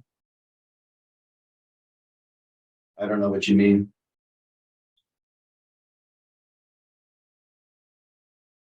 I ran a field service team, and every morning I would meet with that team, sending them out to multiple clients. If my clients didn't get their contract met, they'd call me and complain. So I'm feeling that the majority of the weeks that we went without snow removal circles back to absentee management. I dispute your assertion. I think Rick did a fantastic job managing Dave and Dave managing his crew. We did almost over double the number of hours in your HOA than we have done in the previous 5 years. So I think we did the best we could with what we had and managed our assets and our staff as well as we could. Did Well, you have a my- man? Did you have an operator behind each working machinery at any given time? I don't know that I had that. No, I don't know that that's true. I think we had staff snowed off mountain sometimes when equipment might have been available, but if we had staff, every piece of equipment was running.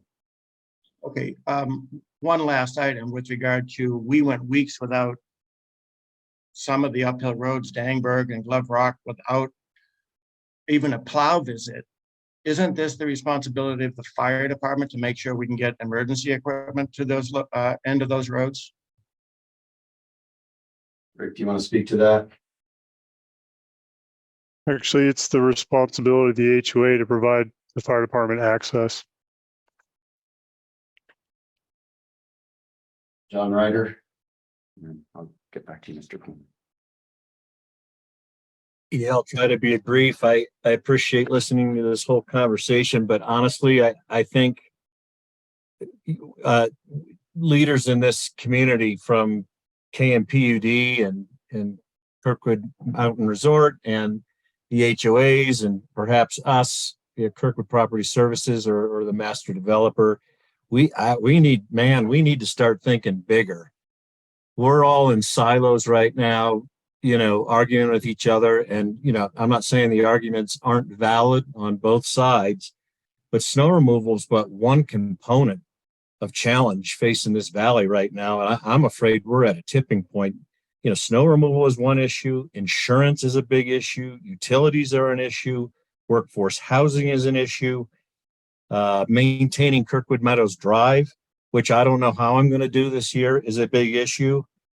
I'm watching HOA budgets just dwindle. We got buildings that are entering that stage, of the 15, 20 plus year range where they need big upgrades and big capital projects, and HOAs aren't going to be able to keep up. We're limited with assessments. People are just sick and tired. They're not going to vote, in bigger than 20% assessments.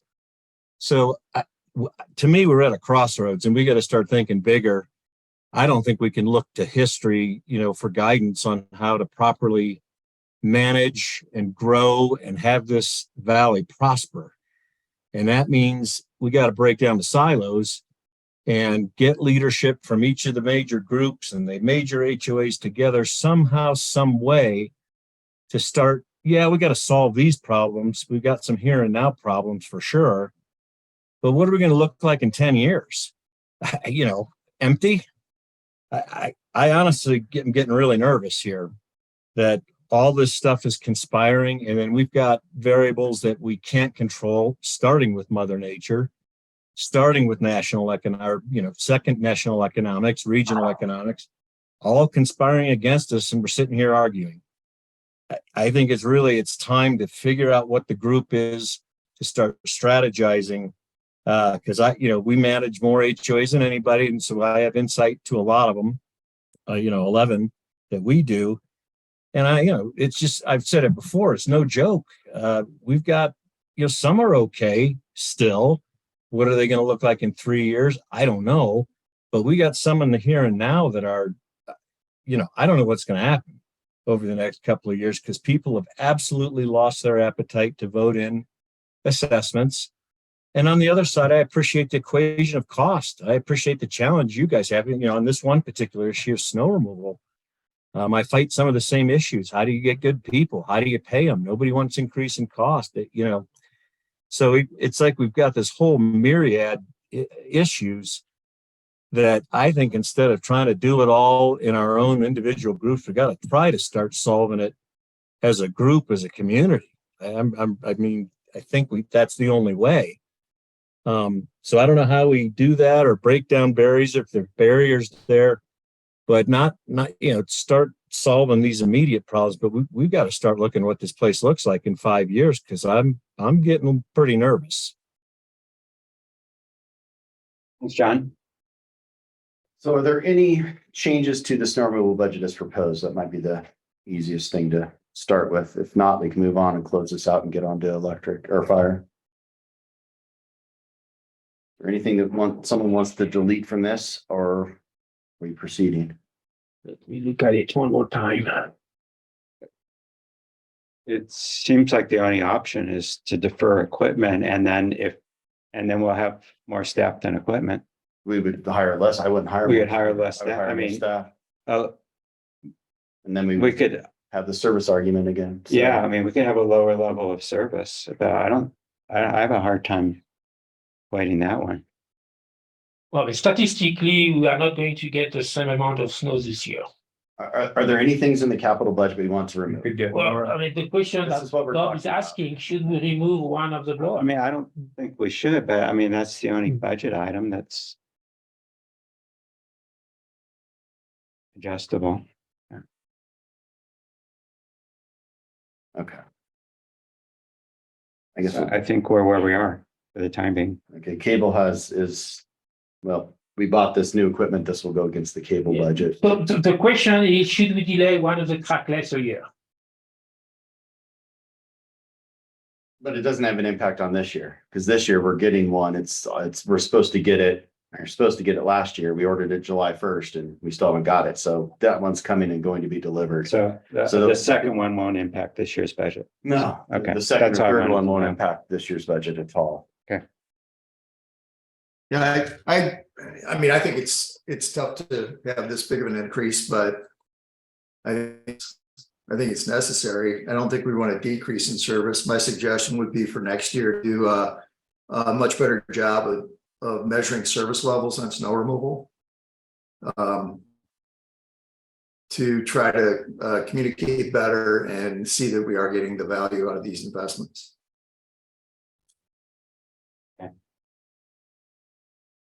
So if we don't want to reduce services, could we delay by 1 year through financing the one of the blower? That doesn't affect this coming year's This coming budget. year, no. Yeah. And we are financing them all. Yeah, yeah. So, okay, so it sounds like there is no suggestion to change anything. Cable is de minimis. It won't be 7,000. We actually bought the stuff this year. So this will go to that. Okay. So that will be a change as well. I will fix that. Parks and Rec. So this is where the remaining funds from the 501c3 donations are going, is the playground retaining wall. That was part of the original project. We're not able to get done.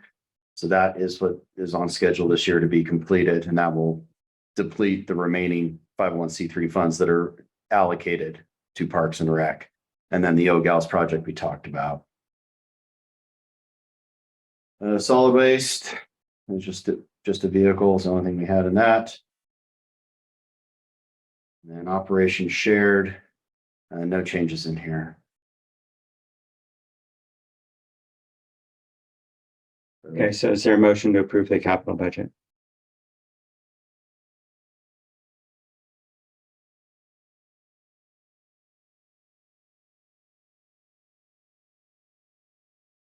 I will move to approve the capital budget, and I'll ask if there's a second.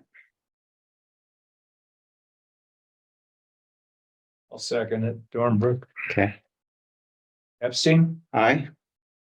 Schroeder, Aye. Minaturanda. Aye. Perot,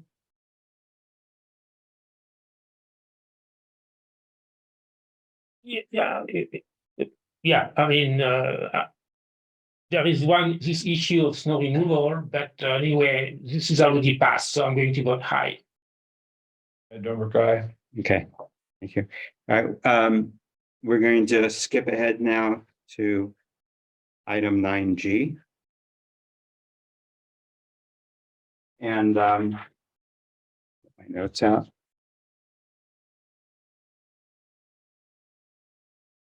Let me just give an overview of how we're going to proceed here. So first of all, the board did arrange a special public hearing 2 weeks ago, which was mostly dedicated to public feedback and information. This is not a public hearing. We'll have a presentation on some specific recommendations. We'll then have a board discussion on those, then open for public comment, and then to see whether the board wants to take some specific action. So that's the order in which things will go through. If we can go on to the next slide, Eric. So, yeah. Anyway, so the agenda. First of all, a quick summary of what happened on the May 23rd meeting, although probably most of people attending here attended it. We completed a customer survey. We'll just summarize the results from that. Everyone should have received an email with a link to it. Copy. It's also posted on. We posted it Wednesday morning on the website. Talk about option 3, which is generally the direction that staff is recommending, what that would look like. Then we need to be very specific with regards to measure E, if it passes, which is obviously up to the voters. We would need to, by August, submit what our 2024 assessment would be. Since the only number standing out there is 1.9 million. If the board wants to choose a specific target for 2024, there's a recommendation in this package, and we can decide whether that's the direction the board wants to take or not. There were discussions on May 23rd about the trade-off between a fire assessment fee and the CFD. So I think it's important to educate on the relative advantages and disadvantages of the two approaches, and then next steps. So that's the order. That's the agenda item. The presentation will bounce between various people, but first we'll move on to the next slide and the summary of the May 23rd meeting. We heard from our fire chief of the unsustainable situation, having an all volunteer. And I just want to emphasize that the fire chief is also not an employee. It's a volunteer position with some stipends attached to it. So we currently have an all volunteer. We presented the issues and a theoretical cost of looking at 4 different levels of service. One is, I don't want to say it, but dissolve the fire department, have no in-valley service. The other is maintaining all volunteer service with 0 employees. The next step up from that, although there's a discussion about whether there's something in between, is having 2 full-time EMT staff or 4 full-time.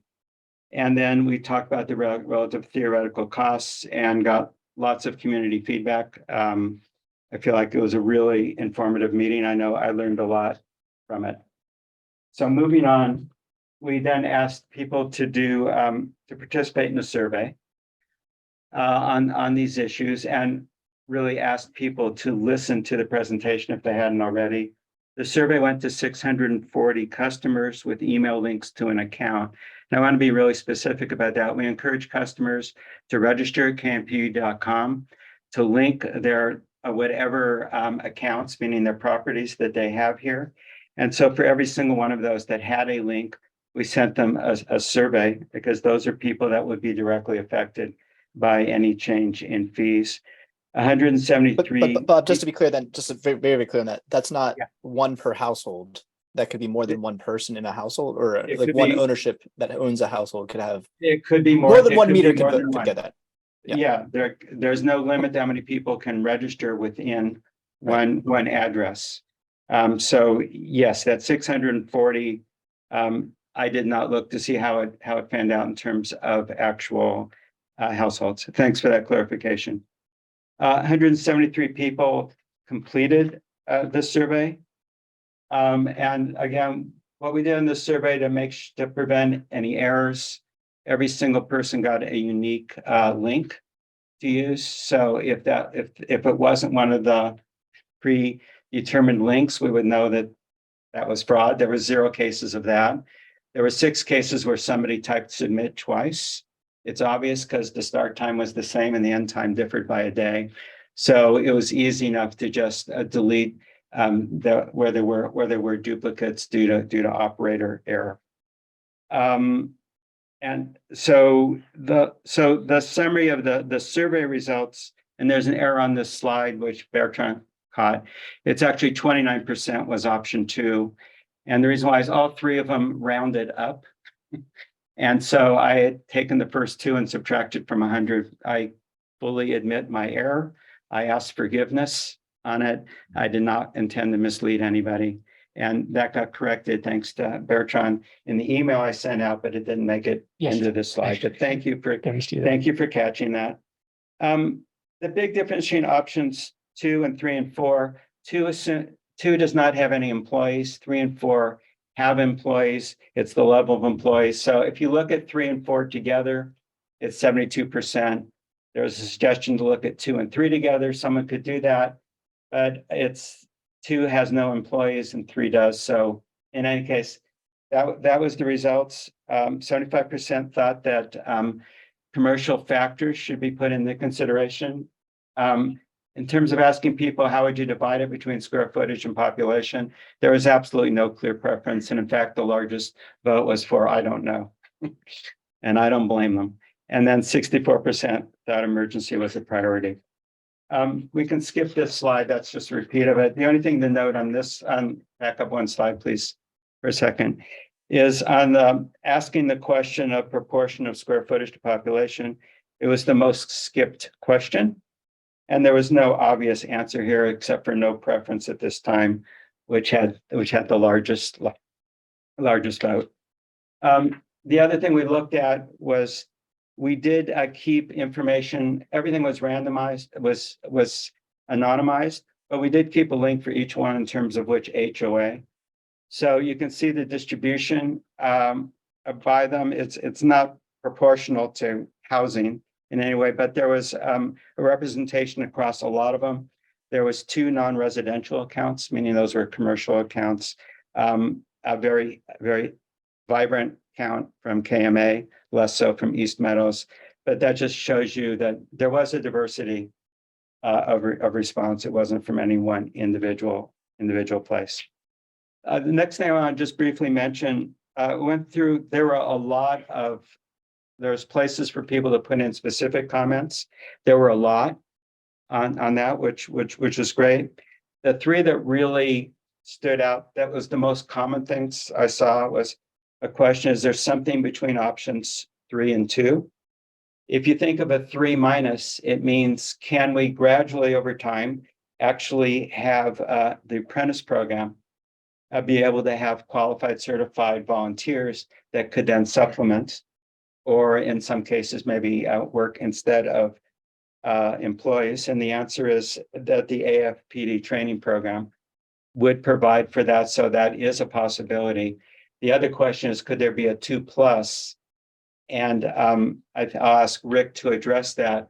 But there's a minimum that if we go with AFPD, which is the recommendation, there's a minimum they're willing to do, and they're not willing to go below that. So somewhere in between that, there may be some opportunities for 3-. A lot of questions on why don't current property taxes provide more services? So let me just explain that if you dial 911, Amador and Alpine counties will respond. And that's part of what you're paying for in your property tax. They'll respond from the nearest location, which is not near Kirkwood. They're under no obligation to put staff in every possible location in the county. There's many places in Amador County that do not have local fire services. And the same is true for Alpine, which is the smallest population county in California. The tax allocation was defined by the state legislature in 1985 is when they voted on it. After several years of negotiation, I believe Peter can correct me, there was 5 years of negotiation on that amount. And the new book about Kirkwood goes into glorious detail on that. Peter's heavily quoted. And then in response to that, the district LAFCO, the local area LAFCO, Local Area Information Commission. Right. Then formally adopted the documentation. So it isn't like there is an arbitrariness. There's numbers, and we tried for years. Eric Rickard led that staff to try to make changes in that. It can't be changed. The other thing I would say is we're not going to throw our county supervisors under the bus. They've been totally supportive. We've gone through a variety of other alternatives, everything we could think of, and none of them really came up workable. The other thing is, can we publish more information on the call summary? And the answer is yes, and that's been published on the website to the level of detail that we've been keeping. Okay, so that's the result of the survey. I want to turn it over to Rick to talk about what a next step would look like by moving forward with Amador Fire Protection District and the last year's worth of conversations that we've had. Thank you, Bob.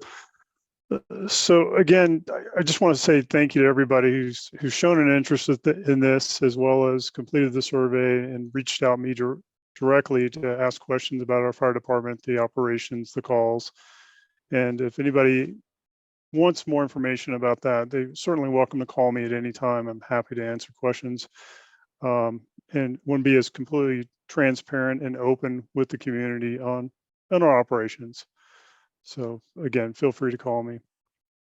So after careful review and in thinking back on all the conversations I've had with Amador Fire Protection District, with the former Chief White, and also with new conversations with the current Chief Withrow, we really are trying to figure out how to provide the best possible service with a minimum crew of 2, along with supervision. And that's the breaker there. There's a lot of ideas. Well, what if you could do it with 1 person and a volunteer? And the reality is to provide the best possible service and to keep not only our crew safe, but the public's, looking at the public safety in mind, it's going to be probably a 3-person crew.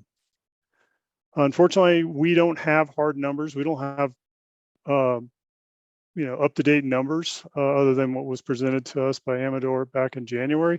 However, we have reason to believe that these numbers that we have been provided are pretty accurate, and so that's what we were basing all our overall operation numbers on to present as part of this. Unfortunately, we're not sure about the ramp up time, how long it would take for Amador Fire Protection District to provide, to staff up and to be able to provide the services. They're currently going through their own 218 process, and with a new fire chief on board, there's a lot of things that he's tackling right now. But to wrap this up, essentially, is that we're looking right now at as an option 3, which is a 2-person crew, 24/7 with supervision. And this is a skilled crew. This isn't just somebody off the street. This is somebody who can adequately respond to any type of emergency that we might have in Kirkwood, and eliminate what we have currently now, which is 1 or none showing up on calls with little or no training, except for just a few. So with that, I'll give it back to you, Bob. Okay, thanks, Rick. And the next slide we'll move on to is what that would look like in 2024 and possibly other years. So John's been working the numbers with Rick. So John, I'll turn it over to you. Yeah, these numbers are all based on information we've gotten from AFPD. So we've received 2 draft proposals that gave us indications of what the cost for the different positions would be, whether it's a firefighter EMT, a captain, a battalion chief, and so forth. For next year, we think we could staff this for a budget of $700,000. So I know much of the confusion around Measure E is it's the maximum tax that can be levied, but this is what we could look at for the actual budget, and that would result in us levying a tax of $700,000 now, not the full 1.9 for 2024. If you look at the years later, I would estimate the range of Measure E estimated income between $865,000 and $1,095,000, and that's based on hashing out what level of supervision is required. So do we need a captain or a battalion chief 1 shift a day? Do we need them 24 hours a day, 365 a year? And that's to be worked out with AFPD. But that's a fairly accurate range of what we think the cost would be for 2025, with the variance being primarily the level of supervision. And then annual changes in the assessment would reflect the actual cost. So We're gonna have a contract in place, hopefully, and as we change that contractor from year to year, we will only assess what the actual costs are related to the fire department and the staffing provided by AFPD. And that the board would provide ample visibility to this, an annual review, allowing for public comment prior to establishing the budget each year. Bob? Okay, thanks, John. So one of the things that came up that we looked at over the course of May was what it would look like if this was what this would look like if it was a mixture of Measure E, if that passes, and a fire assessment, or just a fire assessment alone. And I didn't fully appreciate it. I've learned a lot in the last couple of weeks about the difference between these two approaches for funds. And I'm going to ask Eric to comment on that, just the technical differences between the approaches and why we went with a CFD when we started work on this in July of last year. Right. So basically, going back in history, looking at a special tax, which is the Community Facilities District, it offers more flexibility for the board and for our customers to reflect actual costs. So if AFPD came in with a lesser contract, we would be able to ramp it down. We also have the ability under that to include fire and medical services. One thing that the CFD is much harder on is it requires a 2/3 vote of registered voters to pass. So even though there was that higher lift, the board, as we've been considering this since 2017, determined this was the best route. The other route, which is similar to our current assessment, which on the square foot assessment, is now under something called the Proposition 218 process that sets very specific thresholds, especially when it comes to benefit. So for example, Amador Fire Protection District was not able to include medical services in their assessment as one of their criteria of how they did assess them. And there is no flexibility. There's only a built-in CPI. So Amador Fire Protection District in this case is not going to be able to lower an assessment if actual cost reflected that was appropriate. So those are the structural differences, the main structural differences between the CFD and 218. If we did want to proceed with the new 218 to revise the square foot assessment we currently have, again, it's good to look to AFPD. They just did theirs and spent a lot of money on that. And according to their consultant, predicting outcomes not realistic or possible without a detailed analysis. So, I mean, we're going to have to hire a consultant again to do a 218 around estimated about $100,000. The fee has to be consistent with specific benefit to the properties. The current structure we have of our current assessment would not pass the current test for Proposition 218 assessments. One benefit of the 218 is it is possible to assess U.S. Forest Service leased areas based on their specific benefit, which is not available to us under the special tax. So the 218 process, again, about $100,000 in 6 to 12 months. And I probably think it's closer to 12 months to complete. And then it would be a vote of per parcel based on benefit assessed. So based on that, we don't recommend a blending of Measure E and a new 218 process. Bob, did you want to wait to the end of the presentation for questions and comments from the board members? Okay. Yeah, we're almost done. So, Eric, do you want to cover this one? One of the questions that came up in our discussions with Vail is commercial benefit around parking. The way we did it, Rick and I had to sit down with Matt Jones, which we appreciated. He brought some information he thought was pertinent to our attention and gave us a preview of their sneak peek of their count for this ski season. So we went back and looked at the Vail mitigation report that they file annually with TriTac for days where they have over 4,000 skiers to show how many vehicles that they counted as being parked on those particular days. So you can see the peak days from each of the respective seasons. And, some of the things to talk about could be, is there different benefit based on seasonality? This would require an amendment to the report or the rate method apportionment study if we did want to do something like that, and it would require additional analysis. But we did get some information on that, and that's an open question of how that's going to go forward.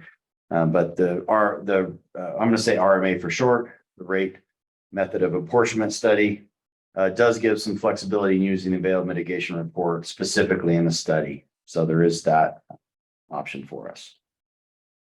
Okay, thanks. So what we know is we could, AFPD is interested in working with us. It's that we have no signed contract. They couldn't really get started until August. They wouldn't really want to get started unless they know that we actually have the ability to fund it.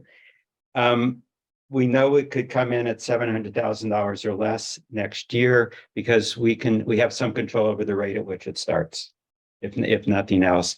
And that's probably a reasonable estimate. They don't have 6 people in spare waiting to come in and be based here. So they have to hire and ramp up. So we know that would work. So what we've done here is say that the Measure E income that we would recommend that the board state the intention of, as opposed to the number that's hanging out there, which is the maximum allowed by the measure, would be $700,000. And the unknown is the allocation on commercial.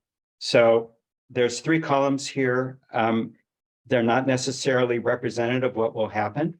They're just 3 examples.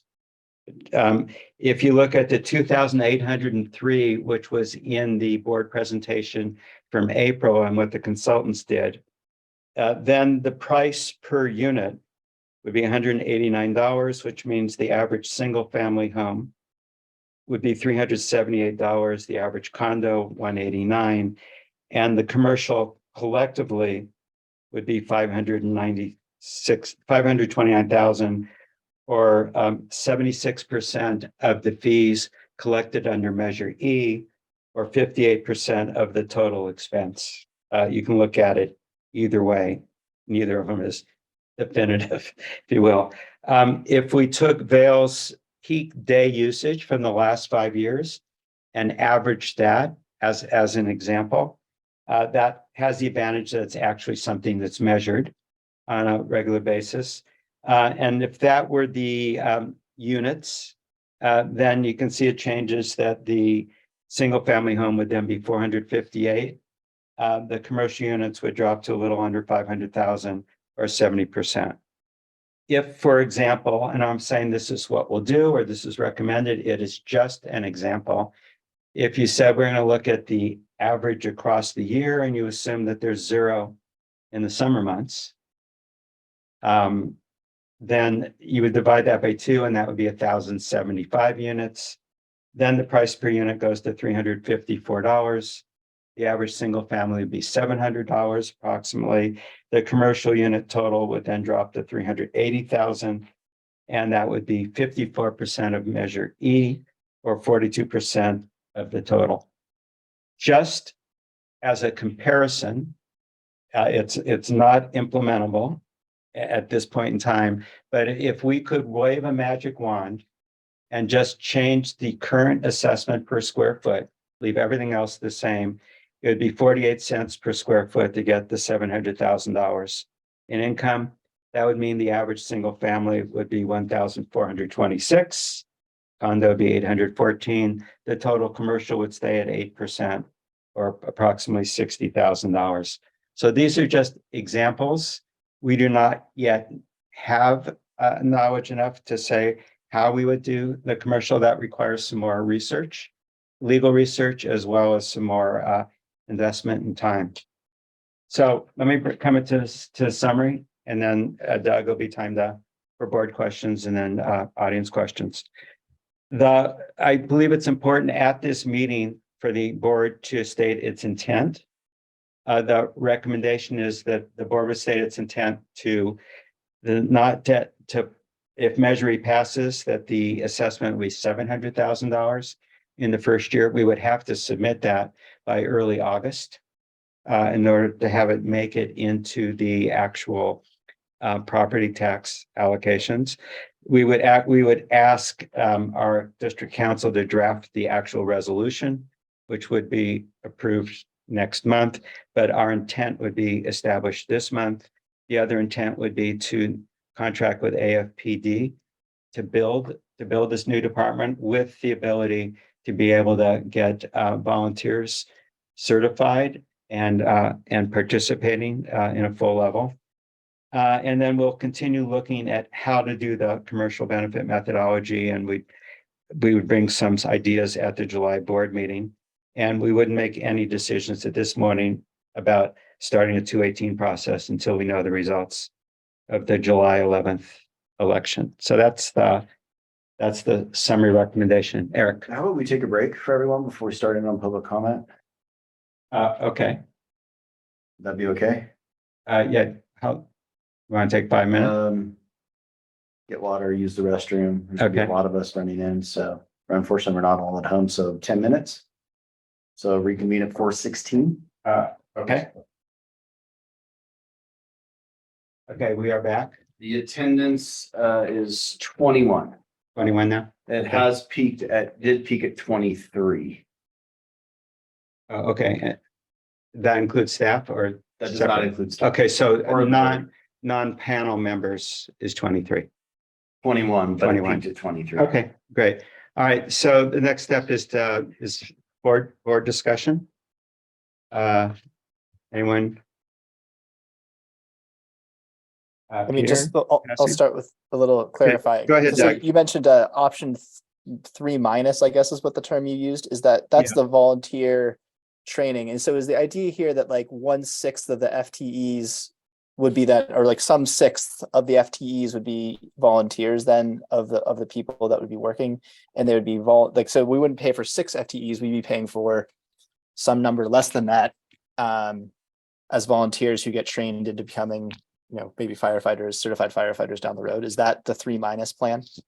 Yes, but let me just explain that Amador Fire Protection District would have to be comfortable with the level of training of the volunteers. And then that would be a learning experience and a possibility. Rick, do you want to add anything to that?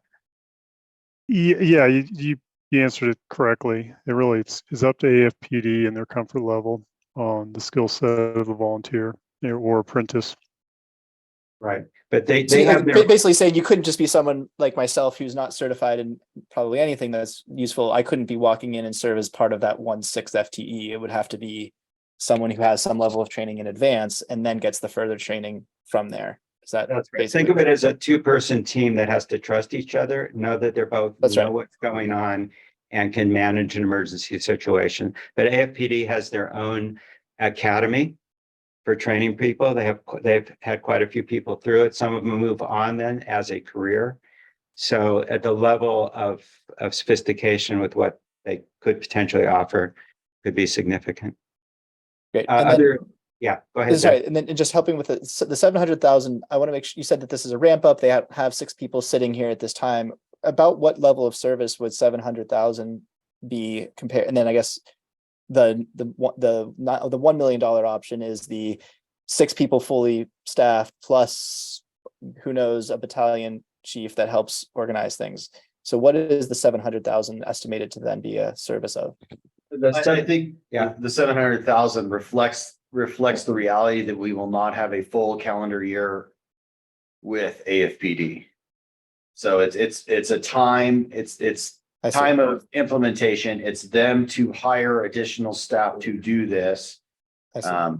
And so, contract negotiations, et cetera. So it would basically, the 700,000 would fund X months until the end of the fiscal year. And then the board would decide the budget for the following full year fiscal year. Yeah, and there would be a chance to gain some experience in supervision. Oh, so you are saying that because it would be an incomplete year, it'd be only 700K?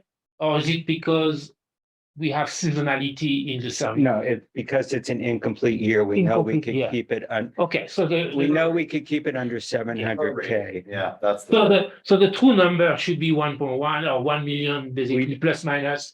Since that reflect a full year. It's between the For a two-person team, it's between about 865 and 1.1 million. And the difference between those two numbers is the level of supervision that's required. Okay. Which may or may not be able to be partially subsidized potentially by a volunteer who might be not one of the FTEs that we would have is 1/6 of the people or one of the two people that could also be a volunteer service. We would have many months learning experience, as would Amador Fire, of how to manage supervision remotely. They do it currently, but they're not. They're 35 miles apart, I think, in the worst case. Approximately, we'd be, if we'd be from Pioneer to here, so we call that 50 miles. So that's different, and then you have the snow conditions. Yeah, the two furthest stations are 36 miles apart for Amador. I think they have 7 stations, and it's 46 miles from the closest station to Kirkwood, and does have more weather. But that's the big swing in the cost, is determining the level of supervision. If it has to be, the high end is 3 people, 24 hours a day, 365. Yeah, I really hope so people don't get misled, that we discussing number for a full year instead of saying, 24 will be only 700K. But the fact is because it'll be less months of the year, so it doesn't give an accurate picture of actually the cost involved with the option. So what I'm hearing is it's 1 million plus minus 100K. That's basically where we are shooting for a full year of service at level 3. If you look at if you scroll back a couple slides and look at the 2025 numbers, those are full year numbers. That's page 78. A little bit more. Go forward. 78. One more. So back up one. Okay, there we go. 865 to 105. Yeah, the third bullet is calculated on a full year. So a full year, a full-time supervision 24/7 is the higher number. Right, that'd be three people, 24 hours a day, 365. The 865 would be if we get good experience here and we find out that supervision is only required during certain seasons or only for a limited number of shifts. That's how the number could come down a little bit. We don't want to in any way represent what they would decide. They would have to be comfortable with that supervision, and that's going to come from experience and some working together. But what we would have to do in August is submit the amount for calendar year 2024. So that's the immediate thing we would have to do if the measure passes, and that's the number that we are totally confident we could stay within. But it is not where we would end up the subsequent year. And if the FPD would be FPD, would be open to the concept of seasonality. Basically, there are clearly periods of the year where we need less service than others. And I just wonder if that's something that could be, or they just want to have all the year at the same level. Rick, why don't you've spent the most time talking with Rob. Again, it's the minimum level that they're comfortable of having 2 firefighters in the valley, with hopefully a supplement of auxiliary or volunteer on top of that. But to answer your question, Bertrand, this would be year round. They would not entertain an offer to do a seasonal staffing level, because again, they're having to go out and hire additional staff to cover these shifts. And they don't want to be left with staff that's obviously not working during the summer. Bob, can you go a little bit more into depth on the 218 concept here? And I feel like there were a couple of mentions about comparisons to the AFPD process that went through, and I am admittedly not as familiar with that. And I'm wondering if you could help me understand. I mean, Eric, you had said things like, the square footage wouldn't matter anymore, and I guess. Okay, I attended and drifted to the public hearing for the AFPD 218. And then I met twice with the consulting company SGI that did the engineering study for AFPD. And so I'm certainly not a 218 expert. So all I can do is kind of cite what I heard at that hearing, what I saw in their engineering report, and what I heard from the president of SGI, the consulting company. And it's an interesting process where what they're trying to find out is the benefit received by a piece of property and to having a special service, because there already is a general service. This is for a special service. And there were some things that were really odd, like if for the AFPD's case, there are things that totally made sense, like if you're in a higher fire zone, you were assessed a higher fee. But there are other things that were really odd. One was there's no ability to assess based on the value of the property. So you can't go, it's not like you could look at a property tax. You can't go by the value of the property. You can go by the attributes of the property, whether it's agriculture, open prairie, residential, commercial, things like that. One thing that I thought was really odd is you were assessed a higher value if you were closer to a fire station than further, because the fire station was going to be able to respond quicker and protect your property better. And that was like a long discussion in the FPD hearing, because people were like, well, if I live further away, it costs more for the fire department to respond. I should pay more, right? And it's the exact opposite of that. So that was a long discussion. They assess acreage at a broad range. If it's open prairie, it was a few pennies. If it was commercial developed, it was like $388 per acre. So what they have to do is go through this whole assessment and decide what the benefit received is by property. And when I asked them, I said, well, we have a 218 right now that's based on square footage. He said, well, we really can't predict the outcome of a 218 until we do the study, but it's likely that rulings over court cases on 218 assessments since 1998 have had some sort of impact on how they can shape 218s. He was very discouraging about the ability to assess for medical services beyond the shared expense of having a firefighter EMT. And when I tried to get that clarified more, he said, well, clearly, like, you could not finance an ambulance based on a 218 assessment. That could not be part of this, part of the calculation, or what the funds were used for. So let me just say it this way then. I guess, like, the 218 process sounds more restrictive in many ways, not just the ones you've listed, right? They're talking about the ability to charge what it costs, which gives the board more flexibility. But I think some of the comments that we've heard from the community is that that's actually possibly a negative of the measure process for the CFD.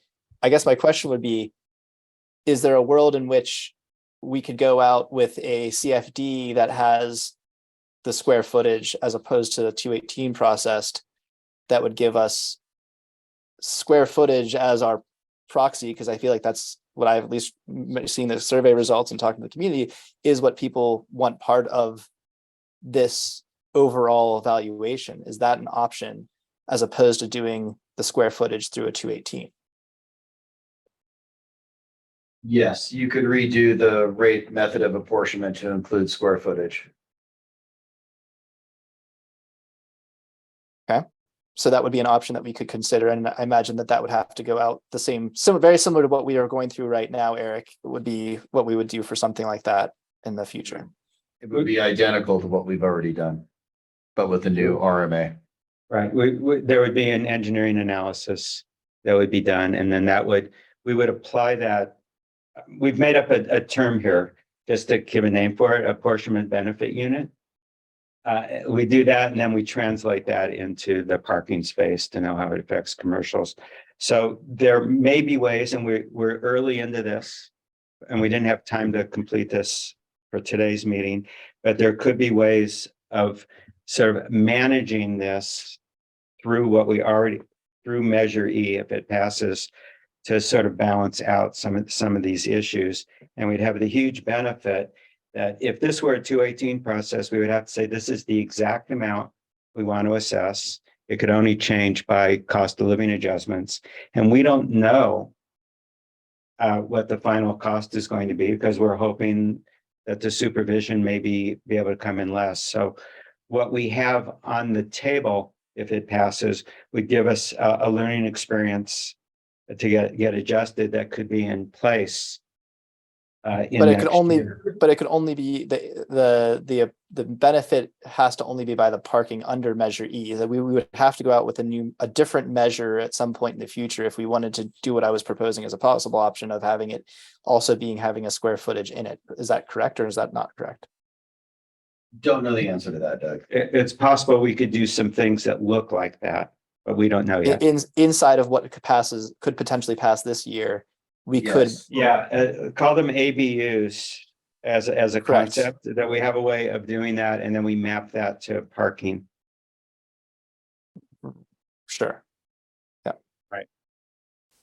Yeah, in the 218 process, the consultant told me that they generally don't do square footage, especially due to it could be a proxy for property value. And I can tell you the other thing that I learned from watching the 218 process at AFPD is whatever scheme you come up with, you're going to have a really lively board public hearing. I mean, Rick was attended that as well, and it was a long, highly contested meeting with all sorts of corner cases that were identified. What's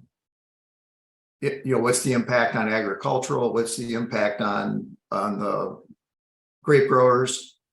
What was the impact on commercial if you had a large Walmart or if you had a hot dog stand on the same amount of acreage? So I think the other prediction you could have for doing another process is you'll have another contentious topic. Well, I'm not as worried about that. I mean, I want our community's input on these things, so I'm not as worried about that side of it. But I guess I am still, but you're saying a lot of things there that I would say, like, from a 218 process at Amador, like, how similar is Amador towards our situation? Like, we don't have Walmarts. Like, we're not going to have conversations about prairie land. And I guess I'm just trying to think about like I hear you. I understand it's complicated. I'm just trying to think about how we can the most quickly state what I think we want to do, which I think the 700,000, I think what we heard in the surveys was some apportionment between square footage and parking spaces. What is the fastest and easiest way that we can get to that as being the actual payment function, like how people are actually paying for things, given our mechanisms available and, what may or may not be approved in July this year on Measure E? Like, I'm just trying to think about how we can get there, given that we are different than Amador. We are not the same and we are smaller. Is the risk a lawsuit from someone in the community, or is it that literally we can't even get it going out the door? Like, I'm trying to understand all those sorts of nuances, because I just want to make sure we get to the right objective as fast. Well, I think we are different than Amador. On the other hand, one of the things that would probably follow through is a tax on acreage, or a benefit received based on acres. And you have 2,200 acres of ski resort with 15 lifts that have been developed and storage for snow groomers and things like that. So my guess would be that would be taken into consideration. Although, you have to hire a consultant, you have to run the process. I think to add square footage to our CFD, you'd have to have another ballot measure next year, right? Well, that sounds like it was unclear on that from what Eric was saying. If you'd have to have another ballot measure on that. Bob was saying that. I think the goal would be to figure out what's the intent of where we want to end up, and not be hung up on whether we're counting square footage or something else. But if houses divide up into a few different categories or whatever, there's some things that we could look at, but we don't want to speculate on that today, because we don't know. We would spend the next time period to figure it out.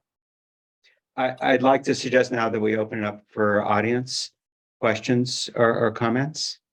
So if anyone has questions about the presentation or the discussion or comments on it, now would be a great time to raise your hand. While they Or- do that, I'm going to make a comment, which is July 11 is pretty soon. So I agree that we can wait that time before starting the 218 process. So if we need to. Yeah. Yeah, it's at this point, let's see where the measure That's right. lands. Yeah. Thanks for that. Yeah. Okay, I see two hands. Eric Rickard's up first. Okay, Eric, Rickard? Thanks, and thanks for all the work you've put into this. I just really want to focus on actually two bullets on, I don't know what the slide number is, but it's page 78. Oh, it's this one. It's the one you've got showing. First, for the third bullet, I just want to be clear. I think that the 865 to 1.1 million is not the budget, right? That's the Measure E portion of funding. correct.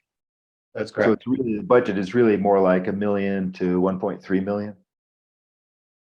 You would add, yeah. Yes, Yeah, you'd add 155,000 of property tax and 66,400 of the existing 218 square footage. Yeah. so you're correct. This is the incremental that would be collected through Measure E if it passed. Okay, so, I think that on this bullet item, I've got two comments. First, on this bullet item, I think that the sooner that you can come up with a option 3 minus just as a possibility, and with conversations with AFPD and with conversations with people in the community about that kind of volunteer, a qualified volunteer, the better. The lower you can get that budget, the better, and the more that you can give comfort to people who have expressed concerns and would likely vote no on Measure E because of the spending level, the better. I understand why the budget would be that, but I had not heard of the 3 minus idea, and I know you can't implement it right away, but you could start planning it right away, and that would be a big plus, I think. The other thing I want to add, comment on is the last bullet of this slide. Again, this is really addressing the 1.9 million issue, which keeps, in all the conversations that I've had with people in the community, that keeps coming up. And I know that the special tax could not exceed what the costs are in a particular year.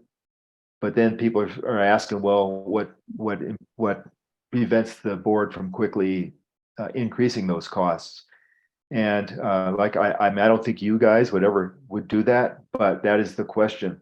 And I think that you need to give some confidence to more people, that there will be a really robust community process should the budget exceed the calendar year 2025 budget plus whatever the CPI would be.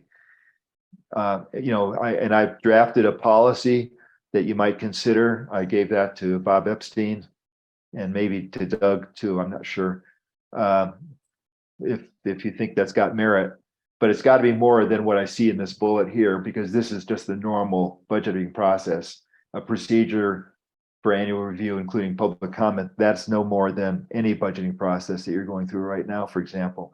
I think it has to be a more robust process, giving people evidence, giving them a real chance to say, yes, I agree with it. I agree that there is this need to increase the spending by that much because we need either more firefighters or whatever the case may be. But I think you've got to give people some confidence that $1.9 million is not a number that will be approached in any foreseeable future. Rick, why don't I suggest that you email that to the whole board and then we can put it in the packet? Okay, I'll email Your recommendation. I will do that. Okay, thanks. Thank you. Thank you very much. Thanks, Eric. Okay, I can't see. Who's next? Peter Catalano is next. Okay.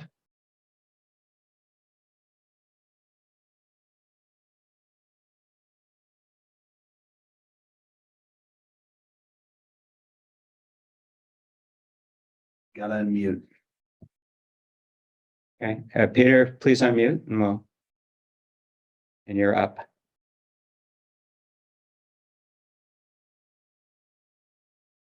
Looks like we're ready.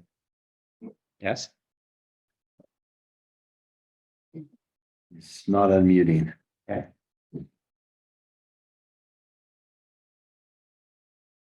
Peter, we want to hear from you, but it looks like your computer is still muted.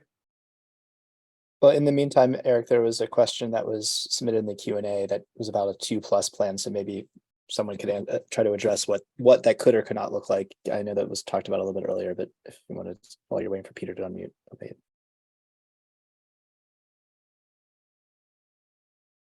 I'll let you address that. Okay, you're assuming that a 12-point type can be read at Oh, 40 sorry. feet, and I'm going to deny it. Doug just said it. I thought you were listening to okay. Doug. Yeah, I was. Poor Doug. He wants this, can you explain 2+ again and why that doesn't work? Okay, so there were several people in the survey that suggested that an alternative would be having a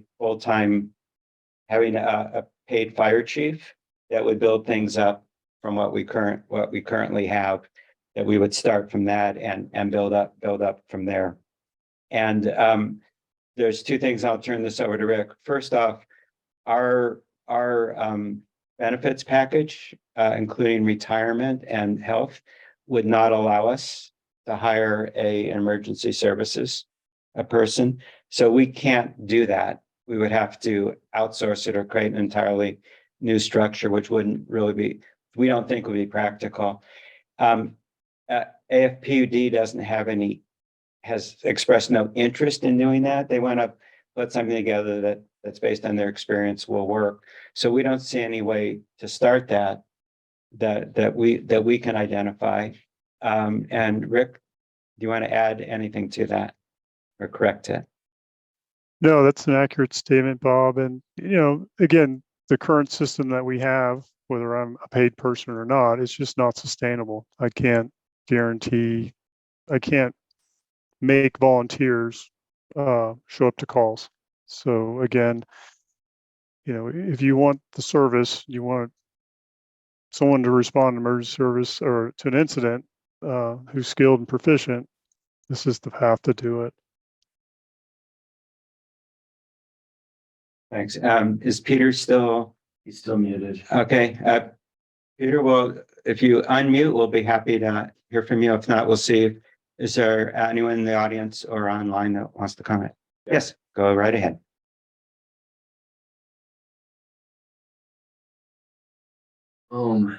There's a lot to be said on this subject. So I put it all down. So try to get it out as quick as I can.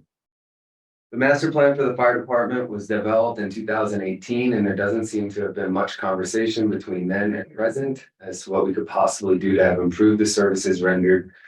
In fact, it seems services have decreased in the last 10 years. I'm deeply concerned at how this whole process was done, backwards and rushed in the last minute with such a large price tag. Although throughout all the conversations up to present, I haven't heard anyone explain why Amador County has been chosen to partner with a Kirkwood Fire Department, when it has clearly been stated during the last special board meeting that most patient transports go to Barton or renowned hospitals. As of present, each resident pays a percentage of $66,400 based on the square footage of their home, which is currently at 4 cents a square foot. Kirkwood Resort pays 8% of this amount. The fire assessment fee was last adjusted in 1998. It seems to me a very simple option here would be to take that 4 cents per square foot multiplied by the cost of living since 1998. Let's start with this money and see what the board and leadership of the fire department are capable of producing.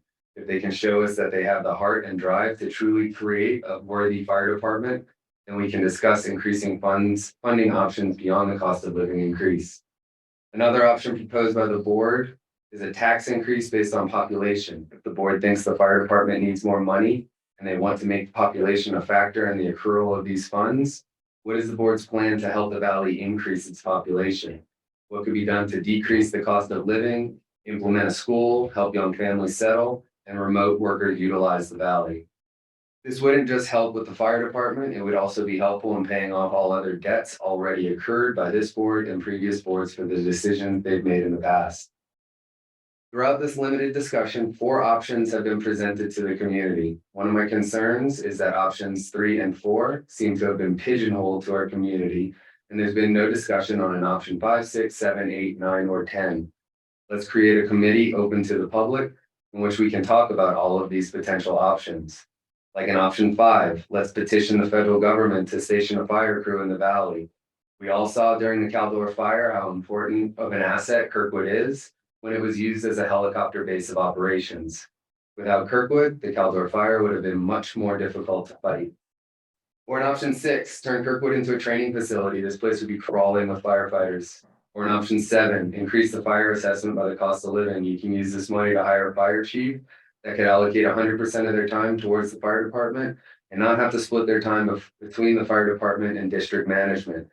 The $60,000 plus already spent on Measure E could have gone a long way with this plan. Or in option 8, hire a better grant writer. This could find government grants that will help support our existing volunteer fire department. Or in option 9, a tax on propane. Or in option 10 or 11 or 12. Point is, I would like to see an open discussion where all sorts of views, opinions, and ideas can be considered to decide on a realistic, cost-effective, and viable option that can be implemented for our community. What I don't want to see is $1.9 million plus being given to a bunch of bros so they can take our assets out of the valley, play superhero, and get paid bang while our valley sits unprotected. If Measure E passes, I would like to see a guarantee from the board that the Kirkwood Fire Department assets will not be taken off duty from the valley so profit can be made elsewhere. I think the community would like to see a more detailed breakdown of what type of calls are being responded to and their frequency. This will be helpful for the community to decide what level of value would need to be placed on a local fire department. Please keep in mind that whatever the board comes up with, it needs to be sustainable for our community. I also think it's important for the board to differentiate to the public the difference between a paramedic and an EMT. I believe most people don't understand the difference and that any of these options presented by the board will not include ambulance service. I believe a lot of people think that the passage of Measure E, they will start receiving comparable service to what they receive at their primary homes or in a place like South Lake Tahoe or Truckee. We live, or at least a few of us live, in Kirkwood. And those of us that do understand that we are a long ways away from advanced life support. We know it takes at least 45 minutes from the moment 911 is called for an ambulance to arrive in Kirkwood. And then after that, a time-consuming task of loading a patient into an ambulance, there's another 45-minute ride to the closest hospital, to our north. I understand the worry of, what if my kid busts their head open? That's why I tell my kids to chill out when the roads are closed. And that it'll be a long time before we can get to a hospital if we need one. They are 8 and 5 years old, and they seem to understand this. I think our community needs to understand that we live and recreate in a remote place. And if you are worried about getting injured or suffering from ill health, and you want to access a surgeon in 15 minutes, then you need to invest in a place like Heavenly or North Star. No matter how much money you throw at a Kirkwood Fire Department, a CAT scan, a blood transfusion, and advanced medications are still a long way away. It was said during the special meeting it could be 45 minutes or more from the west or an hour or more from the east before advanced support could arrive in Kirkwood. I think a lot of people have experienced more road closures from the west most winters than the east. For 18 years, I've lived in the Sierras, and in my opinion, the Carson Spur is hands down more hazardous than Carson Pass. They are both dangerous, but I'd rather go east than west in any emergency. For those who drive up from the west, they all know the road is much tighter and much curvier than from the east. Yes, travel times are about the same, but tell me, would you rather spend half of the ride driving down a tight, windy, icy road with a continuous downhill grade? Or would you rather spend half of that time ride going in a straight line on a relatively flat road through Hope and Christmas valleys? Residents and workers in Kirkwood Valley travel to and from South Lake Tahoe and Gardnerville for things like work, supplies, and groceries. I don't know anybody that goes down to Jackson to run these errands. It simply doesn't make sense to partner with a fire department that seems to be much more difficult to access than the counties to our north and east. Although the potential deal with Amador Fire Department seems to be proposing to send a lot of money in that direction, under this proposal, money is being sent down the hill and out of the valley. I ask the board to consider doing whatever they can to keep that money here in Kirkwood. In the fire chief's presentation, he referenced the Barton Clinic and how it's not always open. He even states that in the event that Kirkwood Volunteer Fire Department responds to an emergency, they will try to transport a patient to Barton or Renown hospitals, which are the closest trauma centers. So again, I ask, why are we partnering with Amador County if the hospitals that are predominantly receiving patients from the Kirkwood area go to counties to the north or east? At a special meeting, it was never stated why Amador County was chosen out of the 2 counties and why all 3 weren't looked at. It was stated during the special board meeting that we get mutual aid from Amador, Eastern Alpine County, and Lake Valley Fire, and that without these mutual aid agreements, none of these agencies would assist us. I believe this to be a mute argument because these mutual aid agreements exist throughout the country between adjacent districts in order for their asses to be covered. This practice is common throughout the country and would be considered normal wherever you go. One thing I would like the community to consider is the type of person that would be required to staff a full-time department. Most of these people are going to be younger in age and looking to start a career. Every firefighter I've ever known does the job because it's exciting and pays well. I have a hard time believing that no matter how much money we throw at the fire department, you're going to have a hard time finding a young person willing to work in a place that gets 140 calls on average a year, most of which are false alarms. Now picture this, you're a young man or woman looking to start a career as a firefighter and you want to gain as much experience as you possibly can so you can quickly advance your career. Tell me, would you look to get a job at a place that gets 140 calls a year? Or would you look for a job that's going to gain you that experience and allow you to build a diverse career that most people that join that profession want? I don't think so. I believe we can turn Kirkwood Volunteer Fire Department into something great for Kirkwood because Kirkwood is such a unique place. I don't believe we'll be able to hire full-time firefighters willing to man a firehouse that gets so few calls. I believe that the thought process here is flawed. In regards to the survey that was put out after the special meeting, I can only say that I know a leading survey when I see one, and I believe that the board response to the survey was inappropriate. For the board to lump 2 groups together and refer to a large percentage, 72%, as agreeing with option 3 or 4, when 58% of the people voted for option 3, the most preferable option, and option 2, coming in second with 29%, only 14% voted for option 4. I believe this statement was deceptive along with the rest of the survey and that the board should acknowledge that a majority of the people that took the survey wanted option 3. And that if we're going to lump options together, it should be option 2 and 3, not option 3 and 4. As many of the respondents of the survey indicated a desire for something between the 2 options, and the survey did not provide for that. Throughout this process, the community was cut out. I still am not seeing any efforts being made to improve the existing fire department, and I ask you, why should I expect you to do a better job just because you have more money? I believe basing the funding for Measure E on parking is also unfair for our largest customer, who do a good job covering the medical needs of their guests, with a clinic at their own expense when their parking spaces are filled. I believe this to be a shady attempt at a money grab because everyone knows Kirkwood is constantly trying to expand their parking. If Measure E passes and the board chooses to base the fee structure on parking spaces, this will do a great deal of damage to the financial bottom line of our biggest customer. In my experience, biting the hand that feeds you is never a good idea. Kirkwood, Vale, is a business, and as our biggest customer, we need to keep their bottom line in mind. Without them, there would be no Kirkwood. It's been said over and over again that Kirkwood has reached out to Kirkwood Volunteer Fire Department and offered them access to recruitment amongst their employees. I asked the board, what plans have they seen by Kirkwood Volunteer Fire Department to engage in this outreach with Kirkwood employees and other businesses in the valley, as well as homeowners and their family members who may be interested in helping the community in which they live and work? I also have a question for the community. Why is it that none of the ski patrollers, people who commit to a job dedicated to helping injured people, do not want to volunteer for Kirkwood Volunteer Fire Department? What could possibly be the reason why these people don't want to associate themselves with KMPUD? Thank you, Jay. I see there's now 2 hands there. Yeah, Yeah. Peter? Okay, can you hear me? Yes, we can. Congratulations. I if my power blips, or my internet blips, I'm gonna restore it, so I wanna resume, but I run the risk of a power blip. Just wanna Okay. let you know. All That right, last well, hang gentleman, on. yeah, that last gentleman had some valid comments. The Amador Reach versus the Eastern Reach is, that just one takeaway from that.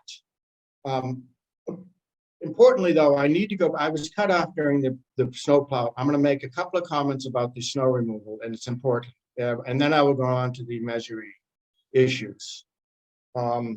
I just heard that it's the responsibility of the HOAs to provide it for emergency vehicle access. And I also heard that we pay $260K. What more can we do than pay $260K and not have our roads plowed? I don't know what East Side pays, but I'm sure it's equivalent. So let's just say we're close to $500,000 for snow removal. That went, I'm gonna hazard with 7 days. I would pull out of my cul-de-sac with chains on and get to a cleared Vale parking lot. I can't connect the dots on that item. Well, so moreover, that was a short answer that I can't accept, that it's the HOA responsibility. I don't know what more we can do but to have our roads plowed than pay for it. So with that, I want to go on to the Measure E, the last meeting of Measure E. Are you all able to hear me? Yes, we can hear you. Okay, Bob, at the very end of the last meeting, you said you want to earn our trust. That's exactly how I saw the closing of the meeting. Or heard, that's what I heard, is that correct? That's correct, totally correct. So, with that, honesty, integrity, and most importantly, transparency is a true measure of character, especially for managers and leaders of a community. Can you agree with that? Sure. Okay. I'd like to provide a brief 2-minute outline of what I've heard, and then I would like to speak to Eric, Rick, and John, and then you with a few questions, which I'd request a short answer and no deflection and whatnot. So, is that acceptable? We're just trying to cover everybody who wants to speak, and it's coming up on 5 o'clock. So if you can keep it short, I would Well, that's appreciate it. fine. Well, this is too important. I'm not gonna, I'll be under 30 minutes, but I have your word on this. I can complete my statement. Oh, Pete, go on. Go ahead. 30 minutes. Okay. I said 3. You just said 30? I can't do that. I've got to, well, with the answers, I've got a 7-minute discussion. I timed myself. In the last special meeting, I presented 2 questions. They were direct posted questions, and they were met with these words from the manager and the assistant manager. Not really questions, more like opinions and statements, but in reality, they were direct questions, which one of them alluded to a convoluted answer about mutual agreement. However, I'm going to continue because it needs to be said. I asked what the expense was for the measure. I got a $35,000 answer from Eric. I also asked if there was a state bill for funding attempted. The other question I had is what that, this was it wasn't an opinion or a statement. I said, what value do out of valley responses, meaning left or right of Kirkwood, bring to our community? That question still stands. What's to be said for all of those concerned about critical timing and response within a survivable trauma incident, children bleeding to death is what I'm reading, when our trained staff and paid in-valley response is absent somewhere east or west on Highway 88, possibly for hours. So, your response time becomes moot at that point. The other item been, it's our taxes paid for Alpine and Amador services. Would they really not show up to a 911 call? This was a comment from Eric that I pulled off of the the last meeting. So I'll move on, but I do have, as I mentioned, I have a small statement or questions for Eric, Rick, John, and Bob at the end, but I'm going to read this comment. That's very necessary. I'd like to inform the public that the state audit rejected what is basically a copy paste of Measure E in the parking space allocation was a loophole addition funding at the to fast track Measure E. I'm not finished. I just moving through this. It is 7:30 7 o'clock my time. I sat in several KFD volunteer meetings where it was explained that Bob Epstein was going to get state bill passed to fund and fully paid fire department. During the sequence of these, just a minute, I'm not making this up. It's what I heard. I can only express verbatim. During the sequence of these meetings, several out of valley volunteers were being told they would soon have paid positions. These words still ring loudly in my head following one of the bill and audit process updates. Bob is so influential at the state level.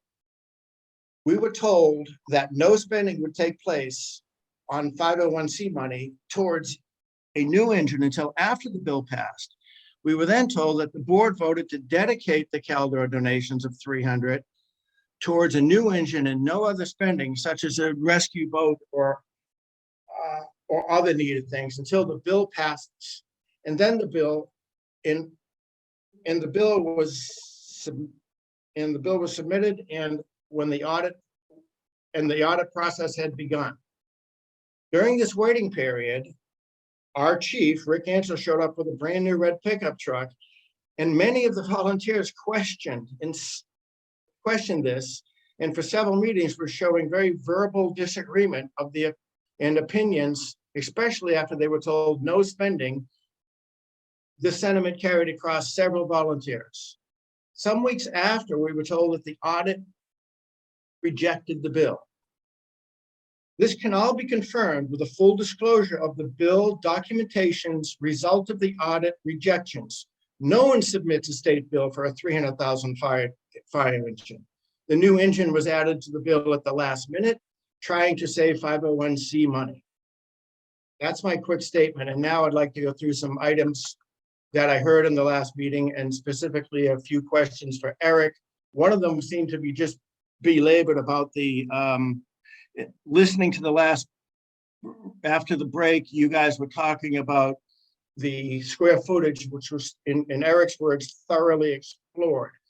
That's still going to come up in my questions, but we have other people that want to speak. I want to give them a chance. I'm almost finished, Bob, but I want the floor, and you do realize that I was sitting in these volunteer meetings.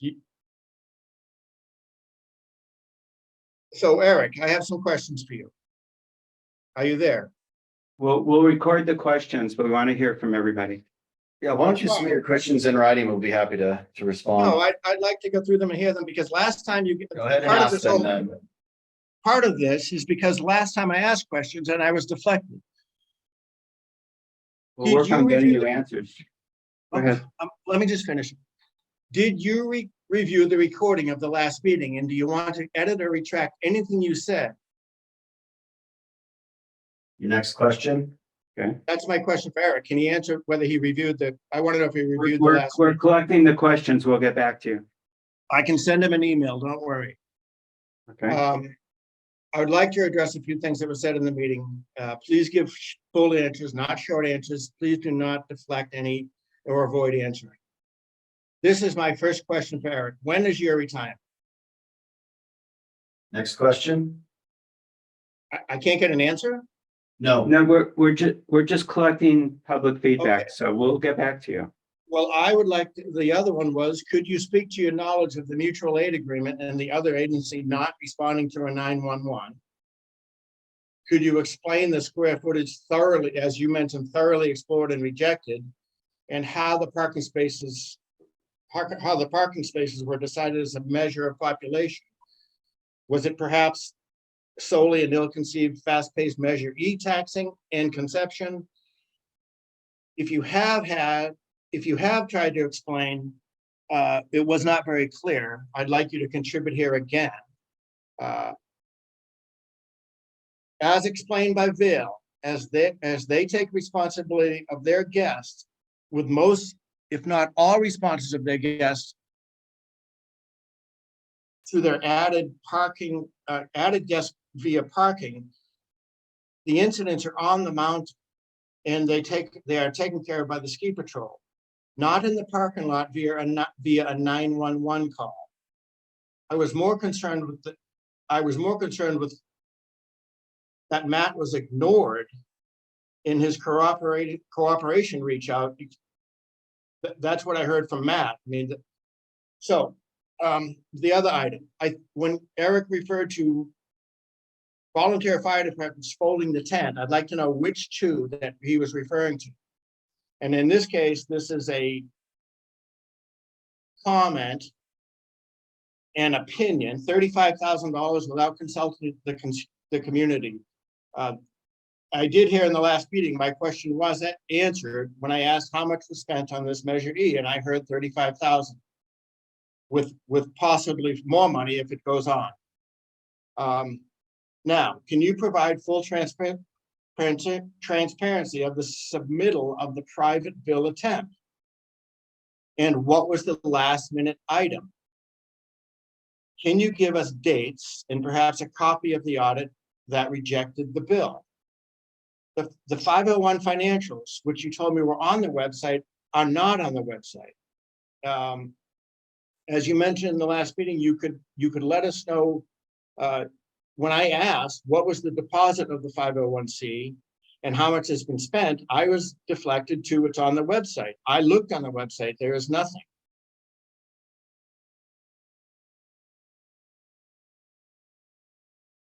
Could I get at least some comment from Eric on any of that? Are we going to get written? I can provide these in writing, and then I expect written answers. Okay, I've written down your questions. We have other people waiting. Let me know, because I can wait. I'll come back if you want to get other people heard. Okay. Thanks. I have Rick Ansel, John Schroeder, and you, Bob. I need to ask questions of as well. So if you've got other people you'd like to get to, please get to them, and I'll raise my hand again. Okay, thanks. Pamela?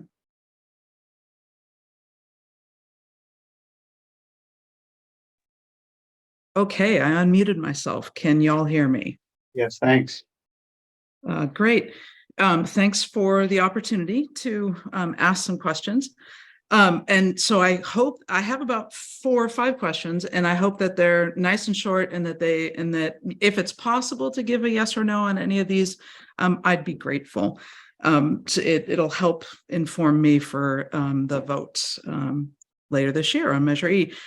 So is it correct that this can be summarized as KMPUD will raise the money through whatever process, and I understand that's still being decided, but an experienced fire protection organization, whether it's Amador or a different one, would be contracted with, and they would be in control of the spending of the money. So it's not KMPUD that's going to build a fire department. It's the organization that we contract with that would be basically in control of the staffing and the management. Is that right?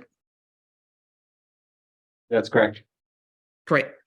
So I took a quick look through the calls for service. Thank you very much. We really appreciate any detail like this.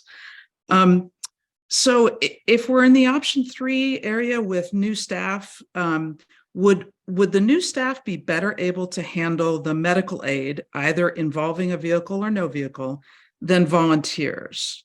Let me know if that's a clear question. I'm looking at the section on the calls for service that is emergency medical. It's followed then by the fire and rescue. But of the medical calls, Would our option 3 new staff be better able to handle that? And can they do more than volunteers? I can answer that, and the answer is yes. Okay, great. And then under the fire and rescue, which has a whole lot more categories for calls for service, are there some or many categories in there? I'm basically asking a reverse of the previous question. Are there calls for service under fire and rescue that volunteers can't do? Or can those all be done by volunteers? I can answer the question as well. And just so everybody watching and listening understands, this form is a form that's similar and or mirrors the national NEFR's National Incident Fire Reporting System, which we've reported to in the past, and we're going to actually start back up again with the new system with the California state. But fire and rescue is a multiple of different calls. You know, propane CO detection, for example, that's listed on there. That could be an alarm, that can be a leak, it could be a lot of different things. But those calls were grouped into that format prior to my time of being the fire chief. By the former chief, he created this form. And so I've mirrored that form since I started in 2006, just to give the board a snapshot of where the calls were the inside the valley, outside the valley, what kind of calls they were. But there's a lot of different layers underneath that fire and rescue. And to answer your question, the volunteers have responded to all those calls and have reacted appropriately and dealt with them. So. Okay, that's great. I really appreciate all that. You know, I feel like us aligning with organized systems, ways of capturing these calls and categorizing them, that makes great sense. We shouldn't be reinventing the wheel. But so that's great. So volunteers can and have responded to all those. And they also respond to the emergency medical? They do.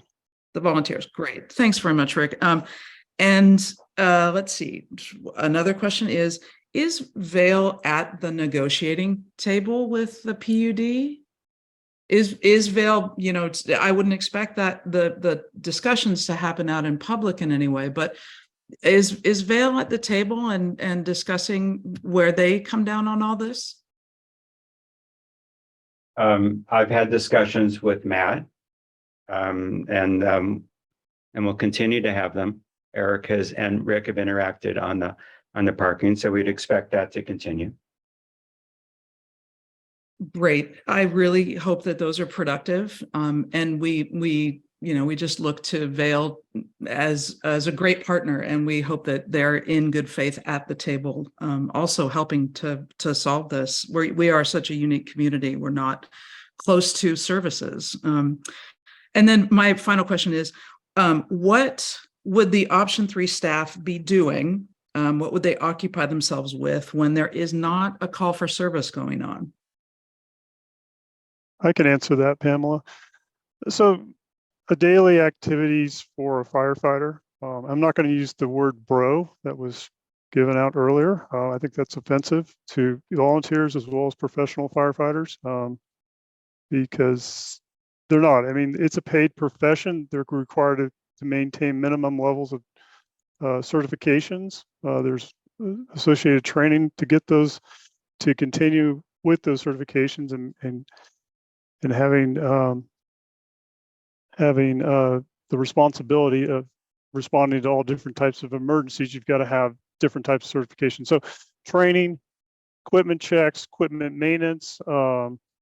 There are going to be associated tasks of looking and driving around the community for hazards. They'll be doing some simple inspections, assisting citizens, as well as, and I can't believe that Chief Withrow even offered it possibly, but actually shoveling on fire hydrants as well and maintaining fire hydrants. So again, they're not just going to be sitting around watching TV and waiting for something to happen. They're going to be busy, and they're going to be supervised and productive members. Now, the members that will be in Kirkwood may not be the same 6 members. It could be rotating members from the different fire departments in Amador Fire Protection District. So they will still, hopefully, from what I've heard, it sounds like the firefighters that would be eligible to come up here would love to come up here versus some of the other stations where there's even less action. And so, again, I think they would be proactive and be productive for the community if they were stationed here in Kirkwood. That is really great to hear. Is there any opportunity to have any Firewise assistance? I couldn't even begin to detail what that could be, but we have a lot of public spaces and certainly the Meadow. And is there anything for prevention that could help our ISO score, or are we allowed to add jobs that they could maybe do just in those quiet moments? My understanding is these are firefighters that are able and ready. When you start doing prevention or defensible space, it's a different organization. Not to say that we couldn't ask for Title III funds to help support some activities that maybe they could do defensible space inspections where they're able to trach the engine over, do a neighborhood, do inspections, help homeowners communicate out, and be refunded by Title III funds for that. But actual chipping and labor type work, hand work, that's a complete different organization that does those activities. For example, Lake Valley has a separate organization where they're all skilled firefighters, but they're hard to do chipping. They're hard to do defensible space. And then, God forbid, there's a major incident like Caldor, then those resources can be pulled into that and be as an additional resource for the incident. But that is certainly on the table, and it's something that we can consider and ask Amador Fire Protection District if they're willing to allow our crews that are in Kirkwood to do more than just sit at the station per se. And I would expect they'd want to as well. So that's really great. I appreciate hearing that. That's it for my questions. Thanks, Pamela. Thanks a lot.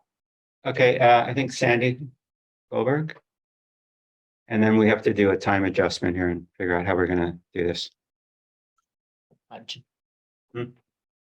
Yeah, right. Sandy, you're up. Hi, okay, thank you. So first, I'm encouraged to see that the parking space allocated to Vail is being recalculated or recalibrated, or there's a more reasonable amount of parking spaces that changes the bottom line. So I'm encouraged with that. My question too is, when would option 3 begin in 2024? Like roughly when? I know you don't know when hiring could happen from AFPD, but is there an estimated month in 2024 when this could start? We wouldn't get the first property tax until December, and then the second installment in April-ish. It varies from year to year when we get the second installment. So we wouldn't even have the money in hand before December. So not before December is all I could really tell you definitively. But December 20. This 6 months from now. Yeah, so we would look to, once we know the outcome of Measure E and Amador finishes their 218 process, we would start to work on what an agreement would look like. And they would need to start staffing up. So somewhere between February and April might be when things could get started, but that's not fully in our control, but that's a guess of when somebody might start. Okay, all right, great, thank you. We don't know. My other question is it possible, or do you know yet, if the 2-person shifts, if one of those personnel could double as a supervisor to keep our costs lower?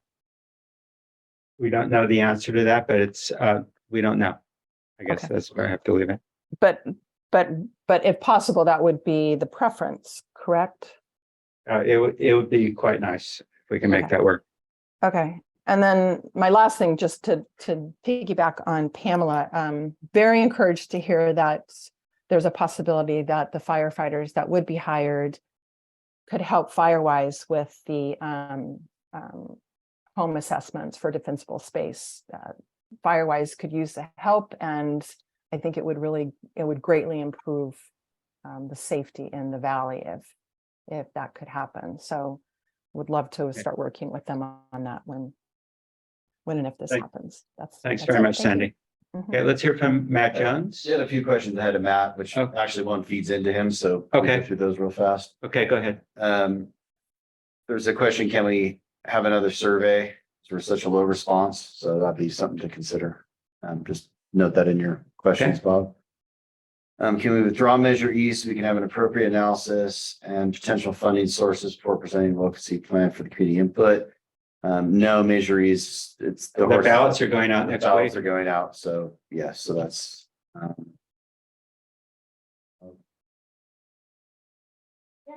Can we, are we on a half-baked idea? And then a commentary, can we go back to the drawing board and get this right this time? I think. What you want to say to that, Bob?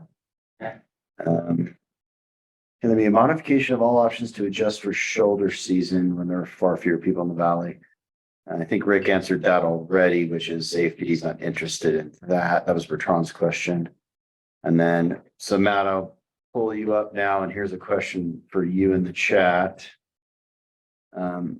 Has Matt Jones offered a ski patrol, all of whom are EMTs, become involved in volunteer fire services and been accepted or considered? Matt, Matt, the floor is yours. Thank you for joining us today. Yeah, to answer that question real quick, thank you. I'll try to keep this under 3 minutes, not 30. Yes, I've talked with patrollers, and there definitely could be some interest going forward. And I've shared that with board members and Rick and Eric. But there'd be a lot to, we'd have to work through incentives and things like that. Pamela, I appreciate your question. Totally agree. Had several conversations with Bob, which I really, really appreciate. And then obviously Eric and Rick to talk about parking. So I'll share what I've shared with them. I'll reiterate, I definitely want to be a part of improving the response time and the resources for all of us that live or spend so much time in the community. I appreciate the movement on parking with some options, but that is still the biggest issue for us. I think it was pointed out earlier by Jay and others. And I think the question on the survey was misleading, and I don't think it was intentional, but in reading the comments, I think it was either misleading or being misinterpreted. Again, I don't think intentionally by the survey question. And I don't think folks truly understand, and it was called out earlier that, parking, the reason why I feel parking isn't the right way to fund this or a portion is that we are paying the Barton Clinic significant dollars to serve those guests. To date, there has been zero evidence that when we have maximum parking spots filled versus days like today, that there are more, there's no evidence that there are more calls for the fire department. And, it's not surprising to me that there's not more calls because the Barton Clinic is staffed with doctors and nurses, and that's where any injuries that occur to guests we've transported from parking lots on occasion, and then obviously off the hill. So we are providing medical services for those guests when they are here. And I feel like that's an important piece of the guest experience and for everyone else that skis on the mountain. And obviously those guests that are bringing cars don't have dwellings, so there's no fire services need for them. We provide a variety of services to the community, and saddling us with this new potential burden, I think makes it very difficult to make it work financially. And we would have to really look at what does that mean for us. So I really think we ought to take a look at some of the feedback that you've gotten elsewhere. I saw in the comments and here today, and other methods other than using the commercial parking. Certainly our square footage and The units that we have for housing, you know, we will be paying portion for that, but the parking just doesn't need to, is not appropriate for being in there. I want to continue the collaboration and dialogue. I think all the questions on the survey, and, you know, continuing today, and certainly the ones that came up by a ton of folks on the 23rd, sort of reiterate for me that there's a lot that still needs to be fleshed out. I'm confident we can get to mutually agreeable solutions, but we need to make sure they're not burdening any of us in an appropriate or way that's not proportioned to the need. So appreciate the time, and I'll that's all I have to say for today. Thank you. Okay, thanks, Matt. All right, so there's a few things that have to get done today, and we just don't have the time, so we will happily take written questions and respond to them. If there's any open questions, I will clarify the fact that I was never involved in any bill, but I'll do that in writing. So with regards to this, I want to find out whether the board is willing to state its intent that if Measure E passes, the target for 2024 would be set not to exceed $700,000, and that we would set up a process to make sure that any other considerations in the future had a rigorous community input. I'm not prepared to define how that would work today, but Eric did send in a suggestion. So Bob, I guess I would say that's the minimum, I think, of what I would like to see us try to move forward with after, you know, hearing the conversations and just kind of thinking through some of the comments we've heard today. I think there are other things that I don't know how, if this is possible. So I'm just going to say it as this is kind of how I'm hearing things of, if I remember correctly, for example, that I heard this, and correct me if I'm wrong, that to ever increase any of these, whether it's 218s or this CFD, we have to go out to a vote, but we don't have to go out to a vote as a board to decrease this, the amount that we could put a cap on. And I think I keep hearing that, you know, the quotes that some commenters made is, oh, 1.9 million. Well, that's again, the max. But we could, in our statement today, potentially, or what our intentions would be, is to unilaterally lower it to the option 3 range, as if assuming Measure E passes. That's something that I would be comfortable in encouraging us to move forward with as part of our, you know, intent, and trying to clarify for the community what we will imagine we would be doing, so that there is no one, now that 1.9 million is now it's no longer there. It's not a conversation. That's one thing. I think the conversation on like 50-50 split of parking versus you know, the parking spaces versus square footage, like I think that would be something that I would be comfortable with saying, you know, with the 50-50, that is our intent, is to go towards that. And I think Matt kind of brought that up a second ago in terms of part of his concerns. I think that is the sort of stuff that I think we could state, like option 3 with volunteer support, like that is our intent to you know, go forward with that. And I think there's more than just that one number, I guess. And I would like to see us go pretty strongly in that direction. Okay, thanks. John, do you have any? Just go around the table here. Yeah, I think we can commit to, I support committing to 700,000 for 2024. And I think we'd like to stay closer to the $865,000 number. What I think is the reality there, though, is it's almost like saying what we want the cost of propane to be, or the cost of buying electricity off the grid. You know, we have a service provider, and this is based on draft proposals we've gotten from AFP, from Amador, and they could change slightly, right?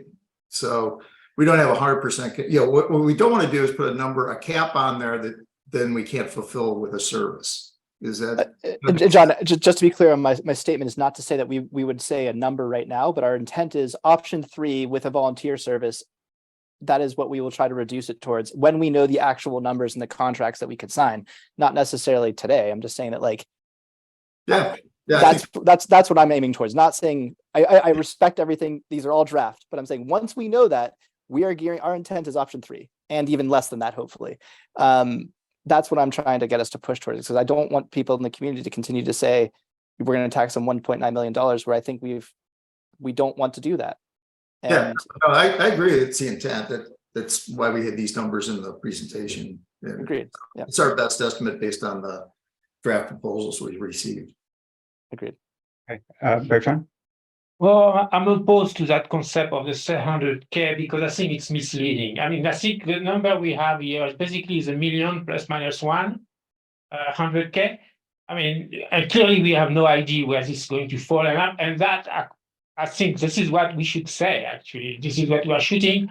So indeed, that's for a full year. So the first year would be less because it would not be a full year. But I think saying just 700K for 2024 is kind of misleading people to believe that it's going to be this magnitude of order instead of the 1.9, and while actually it's about $1 million.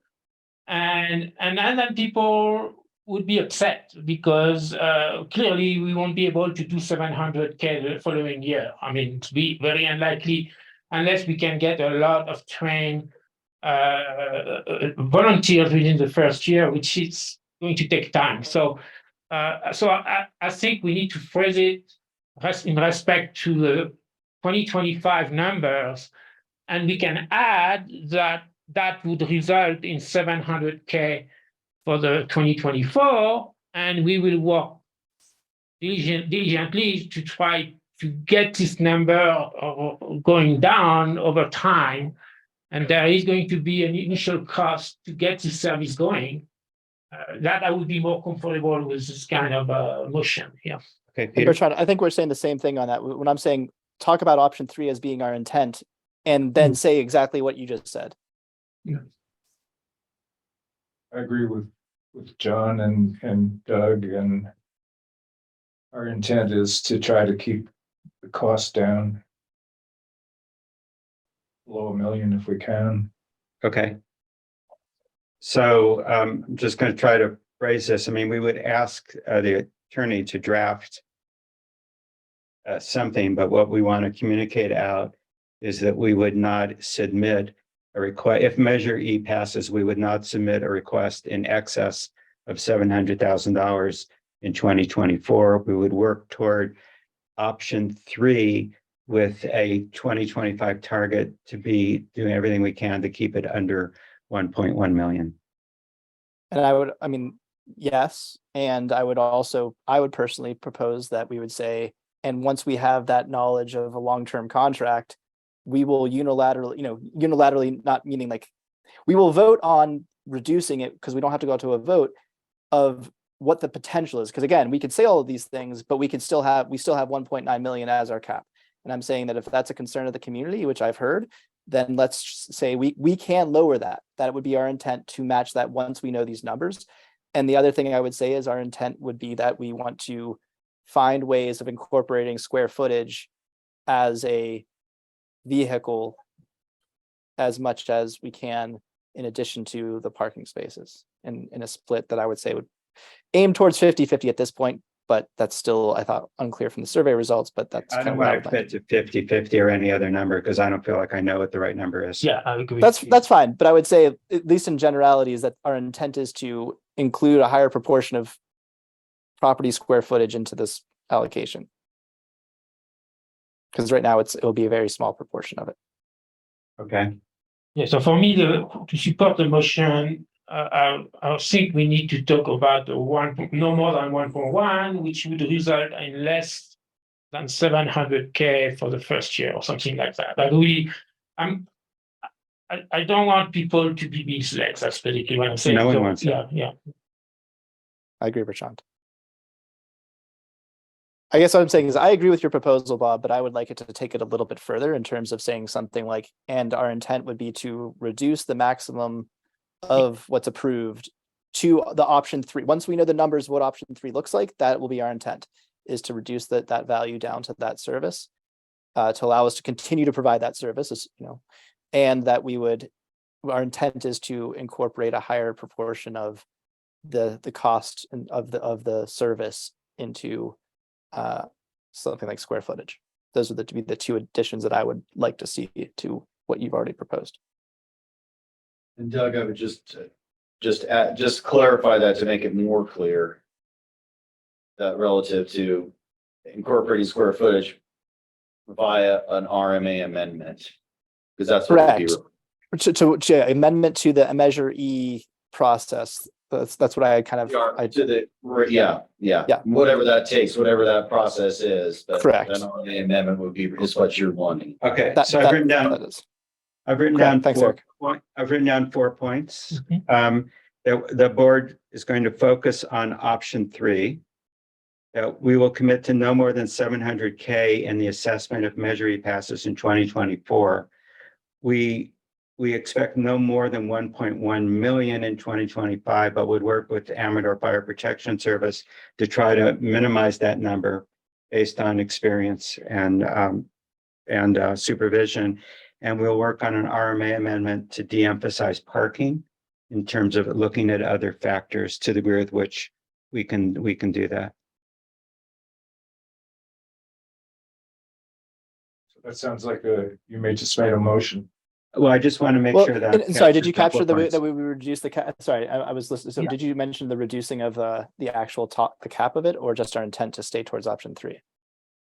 Well, I don't know, if it passes, it's in there. All we can clarify is that we will only, we're going to spend at this other level. I thought that there was a way. I thought, if I'm wrong, just tell me. But I thought when we had the consultant on, I asked the question about, can we go up? And they said, no, you have to go up for a vote again. But we can change our assessment. We can lower our assessment. But the Measure E is already written. I mean, we can't rewrite it. I actually recall him saying we should go back and look at it or talk to the consultant, but I thought the same thing Doug did, that you could reduce it from 1.9 to the lower. Yeah. Okay, so we'll look at options to reduce the maximum below 1.9 million. Yes. The one other thing that was mentioned somewhere, I'm not sure, I don't remember exactly where, and we would look at legal means to make sure that there is input from the community for future years. Well, we would put restrictions on ourselves in terms of what we want. Yeah, I mean, I think the things that Eric Rickert mentioned would be possibly captured in part by the fact that if we lowered this to a lower number, then that concern kind of not goes away in some. So, I mean, we can still do that. I don't disagree with anything there about having very clear and transparent meetings about all this stuff. That's not what I'm saying. But I think a lot of the concerns I've heard is that 1.9 million is a big number, and you're giving us the ability to go anywhere in that range. And what I want to say is, not only are we going to go, our intent is to go to the option 3, but we will reduce the opportunity to even go there. So I think it mitigates some of that concern. Okay. I think you might want to say a fifth item would be to implement a policy relative to the annual review of the assessment. Yeah. And that would capture both what Doug and what Eric Rickert said. Okay. So can you read us back to us one more time? I'm going to read it back, Bob. All right, and so I'm just going to do it in shorthand. We're going to focus on option 3. We commit to no more than 700K in 2024 if Measure E passes.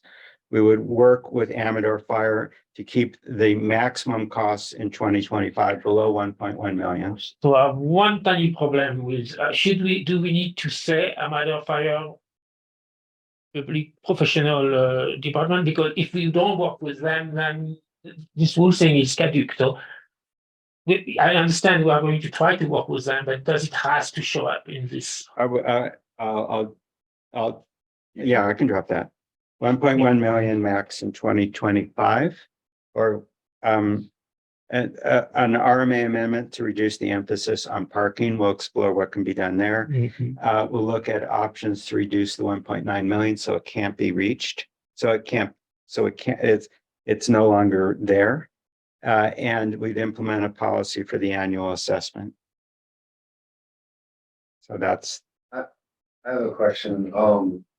The $1.9 million in my understanding was that it could be raised upwards of 6% a year with a $6 million cap. Yeah, Is that correct? that's correct. It's subject to a CPI increase, So 2 to 6%. should we lower the cap? Should we lower the interest, the percent that we can raise it yearly? I mean, that's like $140-something thousand a year. We could raise it. At that Well, we 6%. look at options to reduce the maximum that could be used under Measure E. Yeah. Yes, so Well, Jay, we- you would let- reduce the That's cap. linked to do it that CPI. way. Okay, I'd make a motion to do what was just described by Bob. okay. Is there a second? Yeah, I'll second that. Okay. Epstein, Aye. Schroeder, Aye. Mitteranda, Aye. Rowe.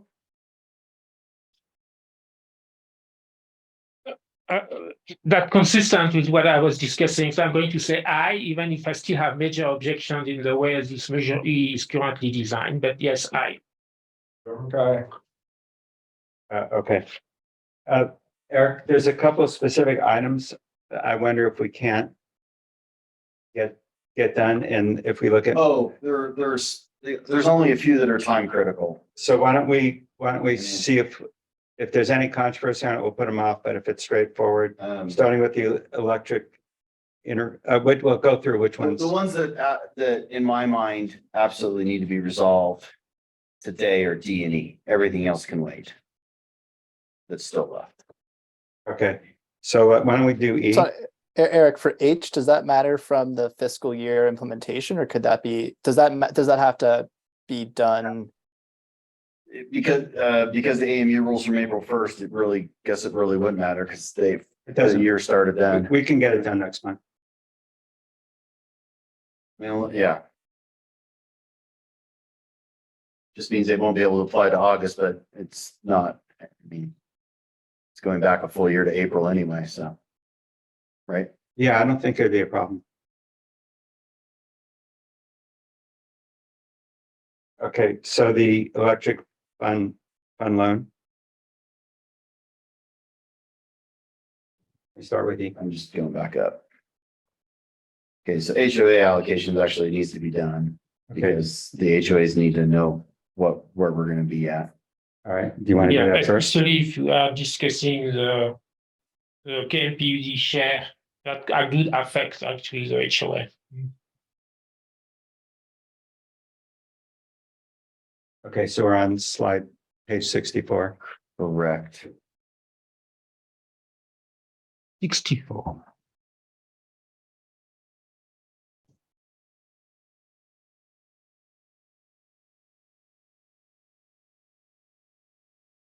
No removal allocation. Yeah. Right. Okay.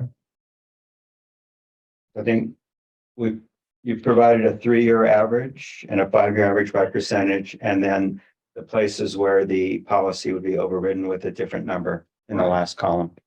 Right.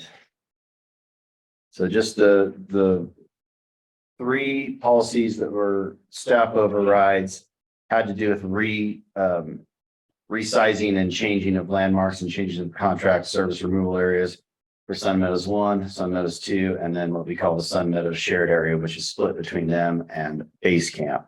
So we only have had a full season, 1 season with those landmarks as they are. So the recommendation is to use the 1-year average, which is this current year, which is what that reflects, the 1%, the 0.8, and the 0.9. The 3% was the board policy. And you can see that the district is between 1.7 and 1.8, depending on which you use 3 or 5.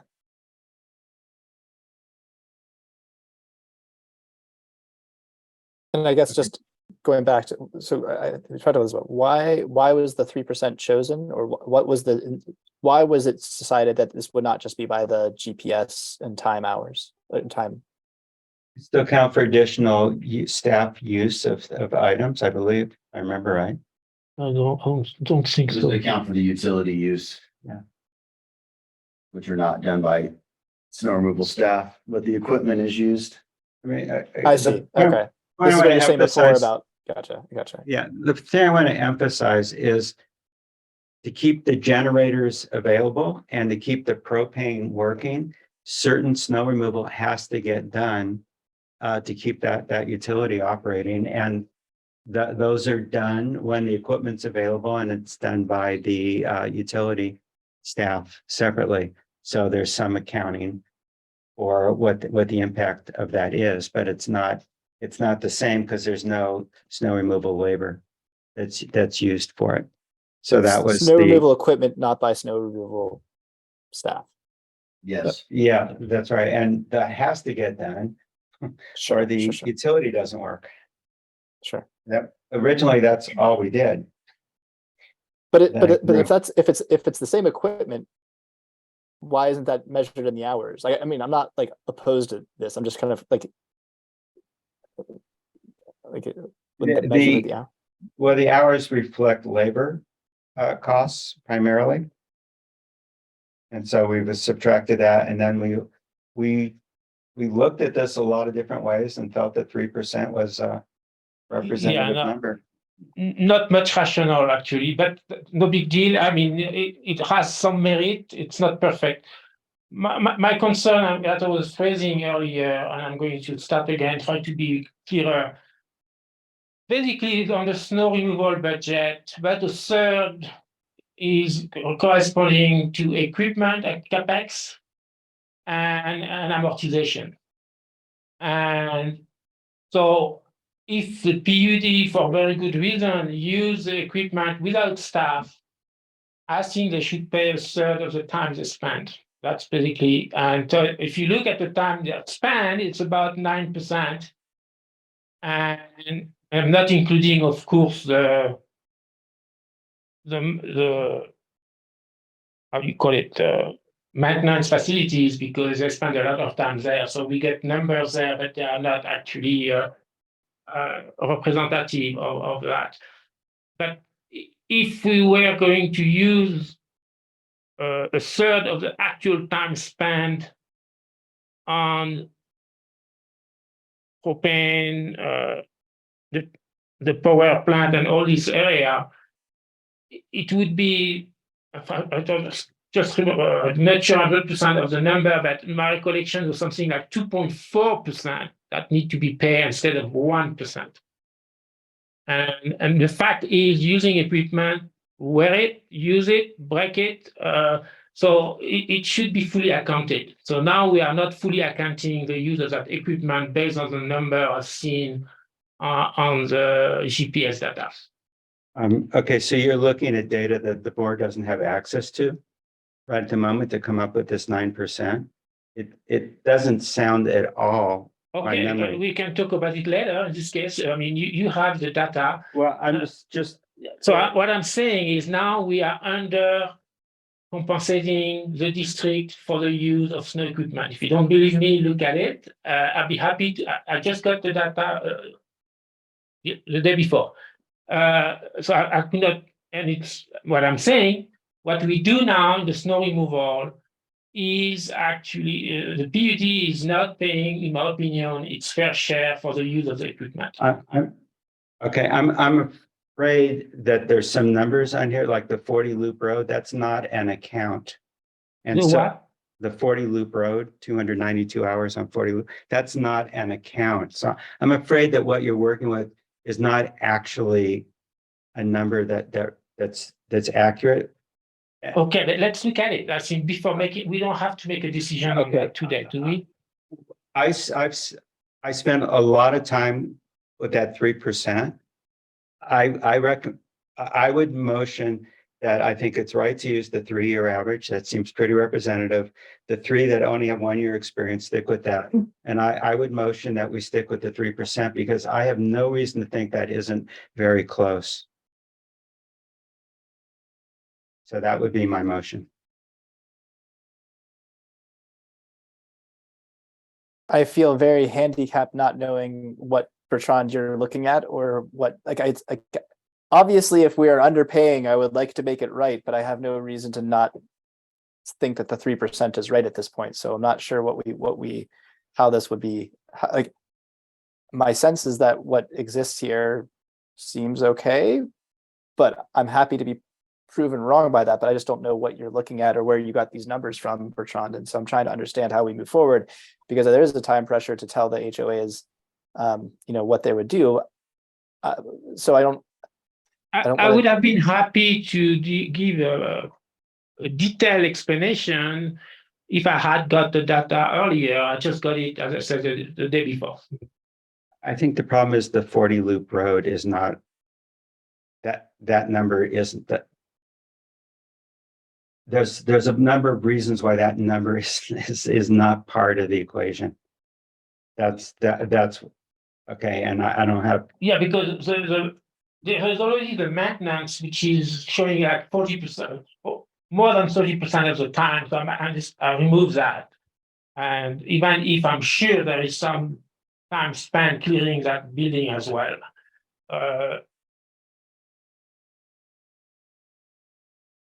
so anyway, I would like to make that motion. And I have every reason to think that it's accurate.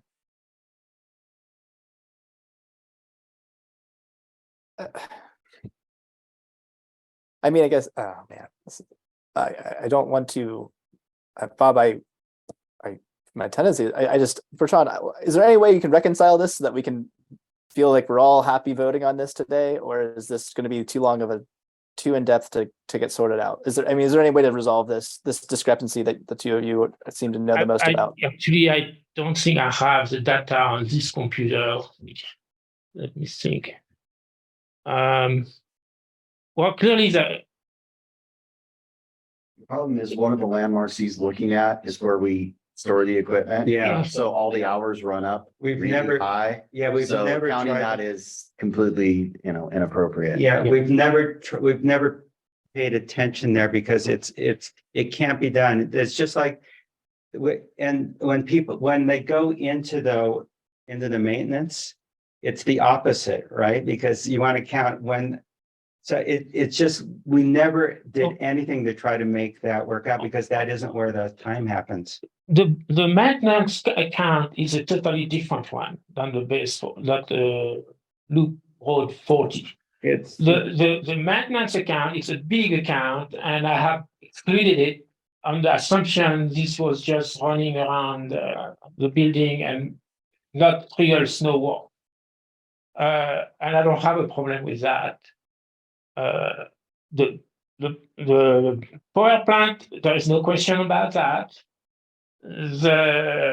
And then the basically, it looks like bona fide events when you look at the thing and their different machine, and it's not looking a fluke. So we could ignore it this year one more time. I could go along with that, but I think it deserves to be looked at. You're basically Are you talking seconding about my the motion? area where they goes around the dumpsters, they make a loop around the dumpsters and the fuel island and the little driveway at the treatment plant. That's what we're talking about, right? That's 40 Loop Road. I don't know. Bob would know. I'd have to look at the land. Yeah. I don't know. I'm not prepared to analyze it.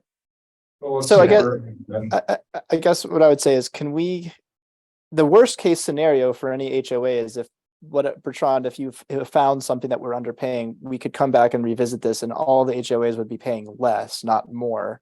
So if we voted and approved this today, and I would encourage us to make sure that the landmarks are correct and we're doing this correctly. But I guess I would say, like, can we vote for this today? Hopefully get, potentially approve it, and encourage, Bertrand, you and Bob and Eric to figure out the nuances. So then that way we could go back with a revised I could decrease. go along with that. It's not a huge number anyway. I agree. And if it does anything, it will decrease for the HOA. But remember that the HOA are struggling to meet their bills this year. So the other question, the other question we had was 3 versus 5, and I'm fine with 3. I know that it'd be better to use 5. That's what we do for budgeting for most of the things, and especially for snow removal, because there is such variation year after year. So I think if we have 5 years of good data, this is what we should use. The problem is we don't have 5 years of good data for everybody. And that's why now we are falling on 3 years. But I still would like to see in the future moving us toward 5 years once we have established data for everyone for a longer period, because 5 years, the pattern of the snow years is more than 3. I agree with that. I think that's fine. That makes sense what I'm saying, or, yeah? Yeah. Mhm. Okay, so is there a second to my motion? I'll second your motion, Bob, to move forward with it as stated, but thanks, Bertrand, for the reminder on the 5 year again. That was Doug. That was Doug. Epstein, Is there any, aye? Schroeder, Aye. Indeteranda, Aye. Rowe. Either I do a caveat or I abstain. I'm happy to say hi with actually the intent to go back and look at this allocation that we do currently, both for Lava Rock and the equipment used by the district. So that was an aye. That was an aye. Thornburg, aye. Thank you for interpreting. All right, 9E, electric interfund loans for snow removal. Mr. Chair, Yes, can I clarify that? That was the 3-year average you guys selected. right? 3 year average. Okay, That's correct. Thank you. Thank you.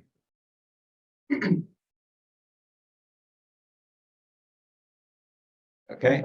So this reflects the budget assumptions that were just adopted and board direction from the last thing to defer the loan or extend the loan repayment period. And this extends to 10 years. And the entire intent here is to reduce the impact Correct. in this year. Correct. It reduces it across the next 5, quite frankly. Right. But yes. Is there any discussion? Is there a motion? Yeah, motion to approve. Okay. Second? Okay, Epstein. And now, is there a second? Oh, I thought you were, you said I'll second. second I it. know. I'll second. Okay. Is there any discussion? No. Okay. So it's a new loan? No, It's just this is just dealing with the 2 existing Existing loans. yes. And so one was due the end of next year, one was due the end of the following year. Yeah. June 30th, I should say, end of the fiscal year. Okay, And this changes that to both of them being due on 2036. Yeah, June 30th, 2036, instead of 2025 and I 2026. totally support that. Okay, we're gonna Ready take a to vote? Yes. Okay, Epstein, Aye. Schroeder, Aye. Indeteranda, Aye. Rowe, I Thornburg, aye. Those are the only ones that were critical, time sensitive. Okay, given the lateness of the hour. Is there a motion? How about Lance's Lance, request what? for an extension? I had a conversation with the general manager and I think we've reached You reached an agreement? an accommodation. Okay. Yes, thank you. Thank you for your consideration. Okay. So your time was well spent today? I tried to tell you to screw together after the break. We owe you a beer Go back. at a suitable point in time. Okay, is there, I move then that we adjourn, given the lateness of the hour, Sounds good. and a long list of things to do for next time to continue. And for those that did not get their questions answered, please submit them in writing. I will make sure your questions are answered.